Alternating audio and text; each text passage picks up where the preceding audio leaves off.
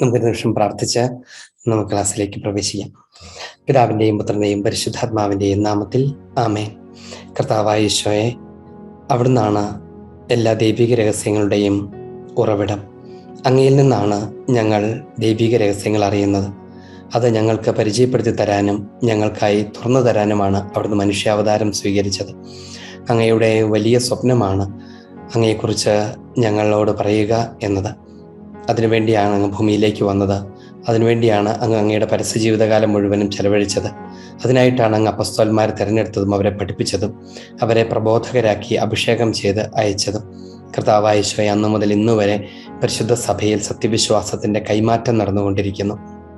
ഔദ്യോഗികമായ ക്രമത്തിലൂടെ പരിശുദ്ധ സഭയിൽ നിത്യം നിലനിൽക്കുന്ന സത്യവിശ്വാസം കൈമാറ്റം ചെയ്യപ്പെട്ടുകൊണ്ടിരിക്കുന്നു. അത് ഞങ്ങളിലേക്കും എത്തിക്കാൻ അങ്ങ് തിരുമനസ്സായതിനെ ഓർത്ത് അങ്ങേക്ക് നന്ദി പറയുന്നു. കർത്താവായ ഈശോയെ, ഞങ്ങളുടെ ജീവിതത്തിൻ്റെ അർത്ഥവും ആഴവുമൊക്കെ അങ്ങ് തന്നെയാണ് എന്ന് ഞങ്ങൾ അറിയുന്നു. അങ്ങയിൽ നിന്നാണ് ഞങ്ങൾ പഠിക്കുന്നത്. അങ്ങയുടെ ആത്മാവാണ് ഞങ്ങളെ പഠിപ്പിക്കുന്നത്. അങ്ങയിൽ നിന്ന് കേൾക്കാനും അങ്ങയോടൊത്തിരുന്ന് കേൾക്കാനും അവിടെ ഞങ്ങളെ അനുഗ്രഹിക്കണമേ. പരിശുദ്ധ മറിയത്തെ പോലെ ദൈവിക രഹസ്യങ്ങൾ ഹൃദയത്തിൽ സൂക്ഷിക്കാൻ അവിടുന്ന് ഞങ്ങളെ പ്രാപ്തരാക്കണമേ. ഞങ്ങളുടെ ഹൃദയത്തിൽ ദൈവിക രഹസ്യങ്ങൾ നിറയുകയും അവയിൽ നിന്ന് ഞങ്ങളുടെ അധരങ്ങൾ സംസാരിക്കുകയും ചെയ്യട്ടെ. പരിശുദ്ധ മാതാവേ അമ്മ, ഞങ്ങൾക്കായി പ്രാർത്ഥിക്കണമേ. അമ്മയുടെ വിമല ഹൃദയത്തിൻ്റെ തിരുനാൾ ആഘോഷിക്കുന്ന ഈ ദിവസം ഞങ്ങളുടെ ഹൃദയത്തെയും നിർമ്മലമാക്കുകയും ദൈവിക രഹസ്യങ്ങളുടെ ഇരിപ്പിടമാക്കി മാറ്റുകയും ചെയ്യണമേ എന്ന് അമ്മ വഴിയായി പ്രാർത്ഥിക്കുന്നു. നന്മ നിറഞ്ഞ മറിയമേ സ്വസ്തി, കർത്താവ് അങ്ങയോടുകൂടെ സ്ത്രീകൾ അങ്ങ് അനുഗ്രഹിക്കപ്പെട്ടവളാകുന്നു. അങ്ങയുടെ ഉദരത്തിൻ ഫലമായി ഈശോ അനുഗ്രഹിക്കപ്പെട്ടവനാകുന്നു. പരിശുദ്ധ മറിയമേ തമ്പുരാന്റെ അമ്മേ, പാപികളായ ഞങ്ങൾക്ക് വേണ്ടി ഇപ്പോഴും ഞങ്ങളുടെ മരണസമയത്തും തമ്പുരാനോട് അപേക്ഷിക്കണമേ. ആമേൻ. ശംസിഹായിക്ക് സ്തുതിയായിരിക്കട്ടെ. നമ്മളിന്ന് നമ്മുടെ രണ്ടാം വത്തിക്കാൻ കൗൺസിൽ പ്രബോധന പരമ്പരയുടെ 52ാമത്തെ ക്ലാസ്സിലേക്ക് പ്രവേശിക്കുകയാണ്. ഒരു ചെറിയ ഗ്യാപ്പ്, ഒരു ക്ലാസ്സിൻ്റെ ഗ്യാപ്പ് നമുക്ക് ചെറുതായിട്ടൊരു മിസ്സിങ് വന്നു. നമ്മൾ വീണ്ടും തുടരുകയാണ്. നമ്മൾ ആമുഖത്തിൽ സൂചിപ്പിച്ചതുപോലെ പരിശുദ്ധ സഭയുടെ സ്വർഗീയ പ്രവേശത്തെക്കുറിച്ചാണ് നമ്മൾ ഈ ദിവസങ്ങളിലൊക്കെ പഠിച്ചുകൊണ്ടിരിക്കുന്നത്. നമുക്കറിയാം, ലൂമൻ ജെൻസിയം എന്ന് പറയുന്ന ആദ്യത്തെ ഡോഗ്മാറ്റിക് കോൺസ്റ്റിറ്റ്യൂഷൻ, അത് സഭ എന്താണ് എന്ന് സ്വയം തിരിച്ചറിയുന്നത് എങ്ങനെയെന്ന് ആണ് നമ്മൾ പഠിച്ചുകൊണ്ടിരിക്കുന്നത്. തിരുസഭയെക്കുറിച്ചുള്ള ആത്മജ്ഞാനം, സഭ എന്താണെന്നാണ് സഭ തന്നെ മനസ്സിലാക്കുന്നത് എന്നതാണ് നമ്മുടെ ഈ ദിവസങ്ങളിലൊക്കെ പഠന വിഷയം. ആദ്യത്തെ ഡോക്യുമെന്റ് നമ്മൾ പൂർത്തിയായിട്ടില്ല. അതിൽ വളരെ പ്രധാനപ്പെട്ട ഒരു ഭാഗത്താണ് നമ്മളിപ്പോൾ. സഭ തൻ്റെ ഭാഗധേയത്തെക്കുറിച്ച് ചിന്തിക്കുന്നു. എന്ന് വെച്ചാൽ, ഈ ഭൂമിയിൽ ജീവിക്കുന്ന സഭ ഈ ഭൂമിയിലെ ജീവിതത്തെക്കുറിച്ച് മാത്രം ചിന്തിക്കുന്ന സഭയല്ല, അതിൻ്റെയൊക്കെ കൾമിനേറ്റ് ചെയ്യുന്ന, അതിനെയൊക്കെ പൂർത്തീകരിക്കുന്ന സഭയുടെ ഭാഗധേയം, സഭയ്ക്ക് വരാനിരിക്കുന്ന അതെന്താണ് എന്നതിനെക്കുറിച്ചാണ് സഭ ഈ ഭാഗങ്ങളിലൂടെയൊക്കെ പഠിപ്പിക്കുന്നത്. അതുകൊണ്ട് തന്നെ ആ ഭാഗങ്ങൾ യുഗാന്ത്യോന്മുഖമാണ്. യുഗങ്ങളുടെ അന്ത്യത്തെക്കുറിച്ച്, യുഗത്തിന്റെ അന്ത്യത്തെക്കുറിച്ചാണ് ഈ ഭാഗങ്ങളുടെയൊക്കെ പരാമർശം. അതുകൊണ്ട് തന്നെയാണ് സ്വാഭാവികമായും നമ്മൾ ഈ മനുഷ്യന്റെ മരണം, അവന്റെ ഉത്ഥാനം, അവന്റെ അന്ത്യത്തെക്കുറിച്ചുള്ള ചിന്തകൾ, ലോകത്തിന്റെ അവസാനം എങ്ങനെയായിരിക്കും എന്ന് തുടങ്ങിയുള്ള ചിന്തകൾ ഒക്കെ, ഈ ഭാഗങ്ങളെയൊക്കെ ഞാൻ വിശദീകരിച്ചിട്ട് കൗൺസിൽ പ്രബോധന രേഖകൾ എങ്ങനെയാണ് അവയെക്കുറിച്ച് പറയുന്നത് എന്നാണ് നമ്മൾ പറയാൻ ശ്രമിച്ചുകൊണ്ടിരിക്കുന്നത്. തിരുസഭയുടെ ഔദ്യോഗിക പ്രബോധനങ്ങളാണല്ലോ നമ്മൾ പങ്കുവയ്ക്കുന്നത്. അത് വളരെ ആകർഷകമാണ്, വളരെ ശ്രദ്ധേയമാണ്, വളരെ റീസണബിൾ ആണ്, ലോജിക്കലാണ്, അർത്ഥപൂർണമാണ്, അത് പ്രഘോഷണ യോഗ്യമാണ്. അതുകൊണ്ട് അവയെക്കുറിച്ചുള്ള ഒരു അറിവ് ആധികാരികതയോടുകൂടെ സംസാരിക്കാനും വിശ്വാസമുള്ളവരോടും ഇതര വിശ്വാസങ്ങളുള്ളവരോടും വിശ്വാസമില്ലാത്തവരോടും ഒക്കെ സംസാരിക്കാനൊക്കെ നമ്മളെ അത് ഒത്തിരി ശക്തിപ്പെടുത്തും. അതുകൊണ്ട് അത് വളരെ വളരെ ഒന്നാമത് നമുക്കതൊരു താല്പര്യമുള്ള വിഷയമാണ്, അല്ലെ? സാധാരണഗതിയിൽ ആളുകൾ ഏതൊരു ദൈവിക രഹസ്യത്തെക്കുറിച്ച് പറയുന്നതിനേക്കാൾ കൂടുതൽ താല്പര്യത്തോടെ കേൾക്കാറുള്ളത് ലോകാവസാനത്തെക്കുറിച്ച് പറയുമ്പോഴാണ് എന്നെനിക്കറിയാം. അതുകൊണ്ട് തന്നെ ലോകാവസാനത്തെക്കുറിച്ച് പറയാൻ പ്രൊട്ടസ്റ്റന്റ് സമൂഹങ്ങളും സെക്റ്റുകളും കൂടുതൽ ശ്രദ്ധിക്കും. കാരണം ആളുകൾ വളരെ പെട്ടെന്ന് അതിലേക്ക് ശ്രദ്ധിക്കും. എന്താണ് സംഭവിക്കാൻ പോകുന്നത്? ലോകാവസാനം ആയോ? എങ്ങനെയായിരിക്കും അത് എന്നുള്ള ജിജ്ഞാസയുമായിട്ട് ആളുകൾ ഓടിച്ചെല്ലും. അപ്പോൾ പല വിഘടിത ഗ്രൂപ്പുകളും ആളുകളെ ഒരുമിച്ച് കൂട്ടാനും തങ്ങളുടെ കൂട്ടത്തിലേക്ക് ആളുകളെ ശേഖരിക്കാനും ഉപയോഗിക്കുന്ന ഒരു കാര്യം, ഉപയോഗിക്കുന്ന എന്നാണ് ഞാൻ പറയുന്നത്, യൂട്ടിലൈസ് ഇറ്റ്, അവരുപയോഗിക്കുന്ന ഒരു കാര്യമാണ് ലോകാവസാനത്തെക്കുറിച്ചുള്ള ചിന്തകളും ലോകാവസാനത്തെക്കുറിച്ചുള്ള പലതരത്തിലുള്ള ഭീതിപ്പെടുത്തുന്ന വിശദീകരണങ്ങളും ചില കാര്യങ്ങളൊക്കെ പെറുക്കിയെടുത്തിട്ട് ഇത് ലോകാവസാനത്തിന്റെ അടയാളമാണെന്ന് നിങ്ങൾക്ക് മനസ്സിലായി. ബൈബിളിനകത്ത് വെളിപാട് പുസ്തകത്തിലൊക്കെ ഇങ്ങനെ പറയുന്നില്ലേ എന്ന് പറഞ്ഞുള്ള പരാമർശങ്ങളും ഒക്കെ അതിനകത്ത് വീണുപോകുന്ന ധാരാളം ആളുകളുണ്ട്. അവയെക്കുറിച്ച് ഉള്ള പ്രബോധനം കേൾക്കാൻ വേണ്ടി ഭയങ്കര ജിജ്ഞാസയോടെ ഓടിപ്പാഞ്ഞ് നടക്കുന്ന ആളുകളുണ്ട്. അതൊക്കെ കേട്ടിട്ട് സെക്റ്റുകളുടെ കൂട്ടത്തിൽ കൂടുന്ന ആളുകളുണ്ട്. അതുകൊണ്ട് ഇവയെക്കുറിച്ചുള്ള ഒരു ധാരണ, ഒരു വളരെ റീസണബിൾ ആയിട്ടുള്ള തിരുസഭയുടെ പ്രബോധനം എങ്ങനെയെന്ന് ഉള്ളതിനെ കുറിച്ചൊരു ധാരണ നമുക്ക് അത്യന്താപേക്ഷിതമാണ്. അതുകൊണ്ടാണ് ഞാൻ ആ ഭാഗങ്ങളെ കുറച്ചൊന്ന് വിശദീകരിച്ച് സംസാരിക്കാനായിട്ട് ശ്രമിക്കുന്നത്. നമ്മളിത് പറഞ്ഞു തുടങ്ങേണ്ടത് ഈ ലോകാവസാനം, അതിന്റെ അവസാനം ഉണ്ടാകുന്ന ദൈവരാജ്യം തുടങ്ങിയ വാക്കുകളെ കുറിച്ച് പറഞ്ഞിട്ടാണ് നമുക്ക് ആരംഭിക്കേണ്ടത്. വളരെ പ്രധാനപ്പെട്ട ഒരു ഡിസ്റ്റിങ്ഷൻ ഈ പ്രൊട്ടസ്റ്റന്റ് വിഭാഗങ്ങളൊക്കെ വെക്കാറുള്ളത്, നിങ്ങൾ ലോകാവസാനത്തെക്കുറിച്ചാണ്, ഞങ്ങൾ യുഗാന്ത്യത്തെക്കുറിച്ചാണ് പറയുന്നത് എന്നൊക്കെ പറയും. യുഗാന്ത്യം, ലോകാവസാനം.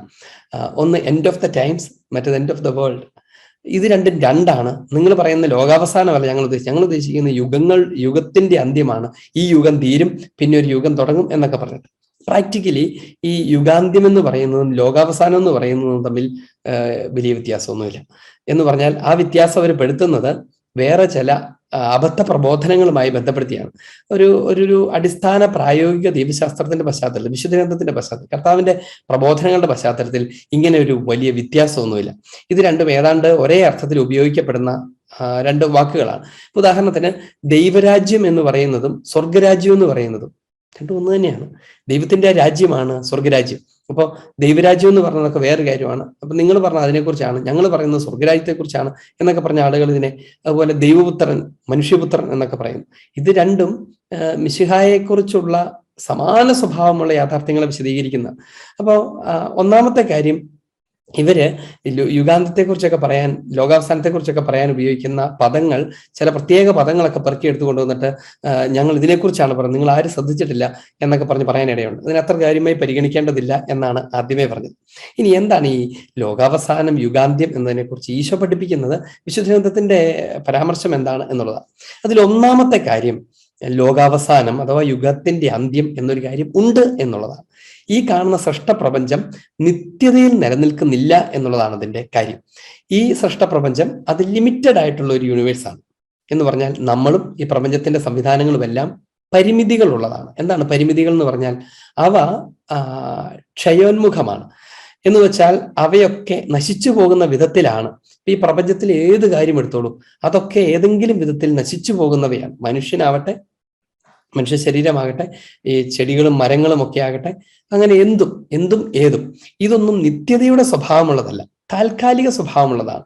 ജനിക്കുന്നു, വളരുന്നു, മരിക്കുന്നു എന്ന് തുടങ്ങുന്നതാണ് ഒരു ജീവന്റെ ഒരു രീതി. പ്രപഞ്ചം തന്നെയും അതനുസ്യൂതം മാറിക്കൊണ്ടിരിക്കുന്നു. ഇപ്പൊ ഉദാഹരണത്തിന് നമുക്കറിയാമല്ലോ, പ്രപഞ്ചോൽപത്തിയെക്കുറിച്ചുള്ള ശാസ്ത്രീയ പഠനങ്ങൾ പോലും അവ ഒരു ഉൽപ്പത്തി ഉണ്ടായിട്ടുണ്ട് എന്ന് പറയുകയാണ്. അപ്പം ഒരു ഉൽപ്പത്തി ഉണ്ടായിട്ടുണ്ട്, വളർച്ച ഉണ്ടായിട്ടുണ്ട്. ഞാൻ ആ തിയറികളെ കുറിച്ച് നിങ്ങൾക്ക് കൂടുതൽ അറിയാൻ ആഗ്രഹമുണ്ടെങ്കിൽ അതിനെക്കുറിച്ച് അതിന്റെ കാത്തലിക് പെർസ്പെക്റ്റീവ് എന്താണെന്ന് പറയാം. ഞാനത് പരാമർശ വിഷയമാക്കുന്നതെന്ന് മാത്രമേ. ഇപ്പൊ ഉദാഹരണത്തിന് ബിഗ് ബാങ്, ഒരു വലിയ മാസ്, അത് പൊട്ടിത്തെറിച്ച് പ്രപഞ്ചം ഇങ്ങനെ ഉത്ഭവിച്ചു വന്നു എന്നൊക്കെയുള്ള തിയറികളാണ്. അപ്പോൾ അത് തന്നെയും പറയുന്നത് ഒരെണ്ണം ഉത്ഭവിക്കുന്നു, അത് വളരുന്നു എന്നൊക്കെയാണ്. അങ്ങനെയാണെങ്കിൽ അതിനൊരു അവസാനവും ഉണ്ടാകും. അതൊരു സ്വാഭാവിക പ്രപഞ്ച നിയമമാണ്. ലിമിറ്റഡ് യൂണിവേഴ്സ് എന്ന് പറഞ്ഞാൽ അതിന്റെ അർത്ഥം പരിമിതികളുള്ള പ്രപഞ്ചം എന്നാണ്. ഈ ഒരു ലോകത്തിനും ലോകത്തിലെ എല്ലാ കാര്യങ്ങൾക്കും നിത്യതയുടെ സ്വഭാവമല്ല ഉള്ളത്. ലോകത്തെക്കുറിച്ചാണ് പറയുന്നത്. നിത്യതയുടെ സ്വഭാവമല്ല ഉള്ളത്, അവയ്ക്ക് ടെമ്പറൽ ക്യാരക്ടറാണുള്ളത്. അതായത് കാലിക പ്രസക്തിയാണ്, കാലിക അസ്തിത്വമാണ് അവയ്ക്കുള്ളത്. അതുകൊണ്ട് തന്നെ അവ സൂചിപ്പിക്കുന്നത് എന്താണ്? അതൊക്കെ ഒരു ദിവസം അവസാനിക്കുമെന്നാണ്. ഈ യുഗങ്ങളുടെ അവസാനത്തെക്കുറിച്ച്, ലോകാവസാനത്തെക്കുറിച്ചും ഒക്കെയുള്ള സൂചനകൾ വിശുദ്ധ ഗ്രന്ഥത്തിൽ നിന്ന് മാത്രമല്ല നമുക്ക് കിട്ടുന്നത്, അത് നാച്ചുറൽ ലോയിൽ നിന്ന് തന്നെ നമുക്ക് കിട്ടും. അതായത് പ്രകൃതി നിയമത്തിൽ തന്നെ അത് രേഖപ്പെടുത്തപ്പെട്ടിട്ടുണ്ട്. അങ്ങനെ പറയാൻ കാരണം, എത്ര വലിയ ശക്തിയുള്ള വൃക്ഷമാകട്ടെ, അതൊരു ദിവസം ഒരു സീഡിൽ നിന്ന് ഉത്ഭവിക്കുകയും അത് വളരുകയും ഒരു ദിവസം അത് ഇല്ലാതാവുകയും ചെയ്യും. അത് കരിഞ്ഞു പോവുകയോ അത് ഉണങ്ങിപ്പോവുകയോ ഒക്കെ ചെയ്തത് ഇല്ലാതാവും, പ്രപഞ്ചത്തിൽ നിന്ന് അപ്രത്യക്ഷമാകും. എല്ലാ കാലത്തും എല്ലാം നിൽക്കുകയില്ല എന്നുള്ളത് പ്രപഞ്ചത്തിൽ തന്നെ രേഖപ്പെടുത്തിയിരിക്കുന്ന കാര്യമാണ്. അത് എന്തിനെക്കുറിച്ച്? സൂര്യചന്ദ്രന്മാരെ കുറിച്ച്, നക്ഷത്രത്തെക്കുറിച്ചൊക്കെയാണല്ലോ. സൂര്യന്റെ ഹീലിയം പോലും കത്തി കുറച്ചു കോടി വർഷങ്ങൾക്കപ്പുറത്ത് തീരും എന്നൊക്കെ സയൻസിന് അറിയാം എന്നുള്ളത് പോലും നമുക്കറിയാമല്ലോ. അവയൊക്കെ ക്ഷയോന്മുഖമാണ് എന്ന് സൂചിപ്പിക്കുന്നതാണ്. എന്ന് വെച്ചാൽ നിത്യത ഈ ഭൂമിയിലല്ല പ്രതീക്ഷിക്കേണ്ടത് എന്നതാണ് അതിന്റെ അടിസ്ഥാനം. ഈ ഭൂമിയിൽ ഈ കാണുന്ന പ്രപഞ്ചത്തിനകത്ത് നിത്യത ആ അർത്ഥത്തിലില്ല, അവ അവസാനിക്കും. അതുകൊണ്ട് ലോകാവസാനത്തെക്കുറിച്ചുള്ള പ്രബോധനം അത് സത്യം പറഞ്ഞാൽ അത് അത് അത് നാച്ചുറൽ സയൻസിനകത്തും നാച്ചുറൽ ലോയ്ക്കകത്തും പോലും എഴുതിയിട്ടുണ്ട് ദൈവം. നമ്മുടെയൊക്കെ അസ്തിത്വത്തിനകത്ത്, നമ്മുടെയൊക്കെ നിലനിൽപ്പിനകത്ത് തന്നെ അത് എഴുതിയിട്ടുണ്ട്. ഇനി അങ്ങനെയാണെങ്കിൽ ഈ പ്രപഞ്ചത്തിന് ഒരു അവസാനം ഉണ്ടാകും എന്നുള്ളതാണ്. അപ്പോഴാണ് നമുക്ക് ചോദിക്കാവുന്ന ഒരു ചോദ്യം, ഞാനിപ്പോൾ പറഞ്ഞുകൊണ്ടിരിക്കുന്നത് സിമ്പിൾ പ്യുവർ റീസൺ ആണ്. അപ്പോഴാണ് നമുക്ക് ചോദ്യം, അപ്പൊ അതോടുകൂടി എല്ലാം അങ്ങ് തീരുമോ? എല്ലാം അങ്ങ് തീർന്നു പോകുമോ? നമ്മള് ഈ സൃഷ്ടിയെക്കുറിച്ച് പറയുമ്പോൾ നമ്മൾ ഓർക്കേണ്ട ഒരു കാര്യം ഇതാണ്. ദൈവം തൻ്റെ അനന്ത ജ്ഞാനത്തിൽ നിന്ന് ആണ് സൃഷ്ടി നടത്തുന്നത്. സൃഷ്ടിയുടെ ഒരു ഫണ്ടമെന്റൽ ക്യാരക്ടർ എന്ന് പറയുന്നത് ദൈവം തൻ്റെ ആത്മാവിഷ്കാരം നടത്തി എന്നുള്ളതാണ്. തൻ്റെ ആത്മാവിഷ്കാരം നടത്തി എന്നതാണ്. അതുകൊണ്ട് ഈ പഴയ നിയമത്തിൽ ഉൽപ്പത്തിയുടെ പുസ്തകത്തിലുള്ള സൃഷ്ടി വിവരണങ്ങൾക്കകത്തൊക്കെ അവ കാണും. പ്രത്യേകിച്ച് അതിൻ്റെ സൃഷ്ടിയുടെ മകുടമായ മനുഷ്യനെ സൃഷ്ടിക്കുമ്പോൾ ദൈവം അത് എടുത്തു പറയുകയാണ്, തൻ്റെ ഛായയിലും തൻ്റെ സാദൃശ്യത്തിലും. അതിനെക്കുറിച്ച് പറയാൻ വേണ്ടിയാണ് മണ്ണെടുത്ത് കുഴച്ച് രൂപം കൊടുത്തു എന്നൊക്കെ പറയുന്ന. സത്യത്തിൽ അതൊരു പരിധി വരെ ഒരുതരം തിയോളജിക്കൽ നരേറ്റീവാണ്. അത് ഒരിക്കലും ലിറ്ററലായിട്ട് എടുത്ത് മനസ്സിലാക്കേണ്ട കാര്യം. കാരണം ദൈവത്തിന് മണ്ണെടുക്കേണ്ട ആവശ്യമില്ല, അത് കുഴയ്ക്കേണ്ട ആവശ്യമില്ല, കുഴച്ചിട്ട് രൂപം ഉണ്ടാക്കേണ്ട ആവശ്യമില്ല, ബാക്കിയെല്ലാം ഉണ്ടാകട്ടെ എന്ന് പറഞ്ഞാൽ ദൈവത്തിന് അങ്ങനെ തന്നെ സൃഷ്ടിക്കാവുന്നതൊക്കെയുള്ളൂ. പക്ഷെ എന്തുകൊണ്ട് അങ്ങനെ അത് അവതരിപ്പിക്കുന്നു എന്ന് ചോദിച്ചാൽ അതിന്റെ പുറകിൽ ഒത്തിരി ദൈവിക രഹസ്യങ്ങളുണ്ട്. ദൈവമാണ് നിന്നെ സൃഷ്ടിച്ചതെന്നും ദൈവം മനസ്സറിഞ്ഞാണ് സൃഷ്ടിച്ചതെന്നും അറിയാതെ അല്ലെങ്കിൽ നിസ്സാരമായിട്ട് അങ്ങ് ഉണ്ടാവട്ടെ എന്ന് പറഞ്ഞങ്ങ് സൃഷ്ടിച്ചതല്ല. ദൈവം വേണമെന്ന് വെച്ച് പദ്ധതി വിഭാവനം ചെയ്ത് തൻ്റെ മനസ്സിലുള്ള രൂപത്തെ ഒരു ശില്പി ഒരു ശില്പം ഉണ്ടാക്കുമ്പോൾ കൊത്തിവെക്കുന്ന പോലെ. സത്യത്തിൽ ശില്പത്തെ കുറിച്ച് ഓർത്ത് നോക്കി, ആ ശില്പം ആദ്യം ഉണ്ടായത് എവിടെയാണ്? ശില്പിയുടെ ഹൃദയത്തിലാണ്. ആ ഹൃദയത്തിലുണ്ടായ രൂപത്തെ കല്ലിലോ മണ്ണിലോ ഒക്കെ കൊത്തിയെടുക്കാനോ രൂപപ്പെടുത്താനോ ഒക്കെ ഈ ശില്പി ശ്രമിക്കുകയാണ് ചെയ്യുന്നത്. അതുകൊണ്ടാണ് കലാരൂപങ്ങളെയൊക്കെ ആത്മാവിഷ്കാരം എന്ന് വിളിക്കുന്നത്, ആത്മാവിന്റെ ആവിഷ്കാരം എന്ന് വിളിക്കുന്നത്. സത്യത്തിൽ സൃഷ്ടിയെക്കുറിച്ച് വിശുദ്ധ ഗ്രന്ഥം പറയുന്നത് ഒരു ആത്മാവിഷ്കാരമാണ് എന്നതാണ്. ദൈവത്തിന്റെ ആവിഷ്കാരമാണ് ഈ പ്രപഞ്ചം. അപ്പോൾ അവയൊക്കെ ആദ്യം പ്രൈമോഡിയലായിട്ട് ദൈവത്തിൽ തന്നെയാണുള്ളത്. ദൈവത്തിന്റെ സ്വപ്നത്തിലും ദൈവത്തിന്റെ ഡിസൈനിലും ദൈവത്തിന്റെ ഭാവനയിലുമാണുള്ളത്. അവയിൽ നിന്നാണ് അവ സൃഷ്ടിക്കപ്പെടുന്നത്. അപ്പോൾ ദൈവത്തിന് അതിനോടൊരു അറ്റാച്ച്മെന്റ് ഉണ്ട്. ദൈവത്തിന് അവയോടൊരു അറ്റാച്ച്മെന്റ് ഉണ്ട്. മനുഷ്യനോടുള്ളതുപോലെ തന്നെ ഈ ദ ഹോൾ യൂണിവേഴ്സ്, സൃഷ്ട പ്രപഞ്ചത്തോട് ദൈവത്തിനൊരു ആത്മബന്ധമുണ്ട്. അതങ്ങനെ എടുത്തു പറയുമ്പോൾ ഒരു കാര്യം കൂട്ടിച്ചേർത്ത് പറയണം. മനുഷ്യനെ സൃഷ്ടിച്ചു, മനുഷ്യന് ആത്മാവുണ്ട്, മനുഷ്യനാണ് സ്വർഗത്തിൽ പോകുന്നത്, ഒക്കെ ശരിയാണ്. പക്ഷെ അതോടൊപ്പം തന്നെ ഓർക്കണം, മനുഷ്യനെന്ന് പറയുന്നത് ഈ കാണുന്ന ഒരു എൻറ്റിറ്റി മാത്രമല്ല, അവൻ പ്രപഞ്ചത്തിന്റെ ഒരു ഭാഗം കൂടിയാണ്. എന്ന് പറഞ്ഞാൽ പ്രപഞ്ചത്തെ പൂർണ്ണമായും ഒഴിവാക്കിയാൽ ഈ ഭൂമിയിൽ മനുഷ്യന് ജീവിക്കാൻ പറ്റില്ലല്ലോ, അവനങ്ങനെ ജീവിക്കാൻ പറ്റില്ല. അപ്പോൾ അവന്റെ ജീവൻ പോലും അവൻ ഈ പ്രപഞ്ചത്തിന്റെ വിവിധ ഘടകങ്ങളോട് കടപ്പെട്ടിരിക്കുന്നു. ആ പ്രപഞ്ചത്തിന്റെ വിവിധ മേഖലകളുമായിട്ട് ഇവൻ ഇഴചേർന്നാണ് ഇരിക്കുന്നത്. അപ്പോ പ്രപഞ്ചത്തിന്റെ ഒരു ഭാഗമായിട്ട്, അഥവാ പ്രപഞ്ചത്തിന്റെ ഒരു കിരീടമായിട്ടാണ് മനുഷ്യനുള്ളത്. അപ്പൊ അതുകൊണ്ട് മനുഷ്യനെന്ന് പറയുമ്പം ഒരു വിദൂരാർത്ഥത്തിൽ ഈ പ്രപഞ്ചം കൂടെ അവനിൽ ലയിച്ചിരിക്കുന്നു എന്നും കൂടെ മനസ്സിലാക്കണം. പ്രപഞ്ചത്തിന് അവനുമായി വലിയ ബന്ധമുണ്ട്. അപ്പൊ അതുകൊണ്ട് തന്നെ മനുഷ്യന്റെ രണ്ടാമത്തെ ജീവിതത്തെക്കുറിച്ചോ അല്ലെങ്കിൽ ഈ യുഗത്തിന്റെ അവസാനത്തിന് ഉണ്ടാകാൻ പോകുന്ന കാര്യത്തെക്കുറിച്ച് പറയുമ്പം അതിന് ഏതെങ്കിലുമൊക്കെ ഒരു പ്രത്യേക അർത്ഥത്തിൽ പ്രപഞ്ചത്തോടും ബന്ധമുണ്ട്. എന്നെന്തിനാ പറഞ്ഞെന്ന് വെച്ചാൽ ഈ പ്രപഞ്ചം മുഴുവനും നാശോന്മുഖമായിട്ടാണ് ഇരിക്കുന്നത്. പക്ഷെ നമുക്കറിയാം, ദൈവത്തിന്റെ ഛായയിൽ നിന്ന് ദൈവം സൃഷ്ടിച്ച ഒന്നിനെ ദൈവം കൈവിട്ട് കളയില്ല, നശിപ്പിക്കാൻ ആഗ്രഹിക്കില്ല. എന്ന് മാത്രവുമല്ല, ഈ പ്രപഞ്ചം ഇത് അപൂർണമായിട്ടാണ് നിൽക്കുന്നതെങ്കിൽ അനന്തജ്ഞാനമുള്ള ദൈവത്തിന് അവയെ പൂർത്തീകരിക്കാൻ കഴിയും. ദൈവം അത് ഉദ്ദേശിക്കുന്നുണ്ടാകും. എന്ന് വെച്ചാൽ ദൈവത്തിന്റെ അനന്തജ്ഞാനം. ഇപ്പൊ ഒരു വലിയൊരു ആർട്ടിസ്റ്റ് ഒരു സ്കെച്ച് ഇടുകയാണെന്ന് വിചാരിക്കുക. ഒരു ക്യാൻവാസിൽ ഒരു സ്കെച്ച് ഇട്ട് കഴിഞ്ഞപ്പോൾ ഇതിങ്ങനെ ഒരു പെൻസിലിന്റെ സ്കെച്ചേ ഉള്ളല്ലേ എന്ന് നമ്മൾ വിചാരിക്കില്ല. കാരണം ആ സ്കെച്ച് ഇട്ടിട്ടുണ്ടെങ്കിൽ അതിനെ പെയിന്റ് ചെയ്ത് പൂർത്തിയാക്കാനും കൂടി അദ്ദേഹം ഉദ്ദേശിക്കുന്നുണ്ടാവും. കാരണം അത്രയും നല്ലൊരു പെയിന്റിങ് ചെയ്യാൻ കപ്പാസിറ്റി ഉള്ള ഒരു ആർട്ടിസ്റ്റ് വെറുതെ ഒരു സ്കെച്ച് ഇട്ടത് അവസാനിപ്പിക്കില്ല. പൂർണ്ണതയുള്ള ഒരു പ്രപഞ്ചത്തെ, പൂർണ്ണതയുള്ള ഒരു എക്സിസ്റ്റൻസിനെ സൃഷ്ടിക്കാൻ കഴിവുള്ള ദൈവം അപൂർണമായ ഒന്നിന്റെ സൃഷ്ടി കൊണ്ട് അതിനെ ഒന്ന് സൃഷ്ടിച്ച് കുറച്ചു നാൾ കഴിഞ്ഞ് തകർത്ത് കളഞ്ഞ് അവസാനിപ്പിക്കാൻ ഉദ്ദേശിക്കില്ലല്ലോ.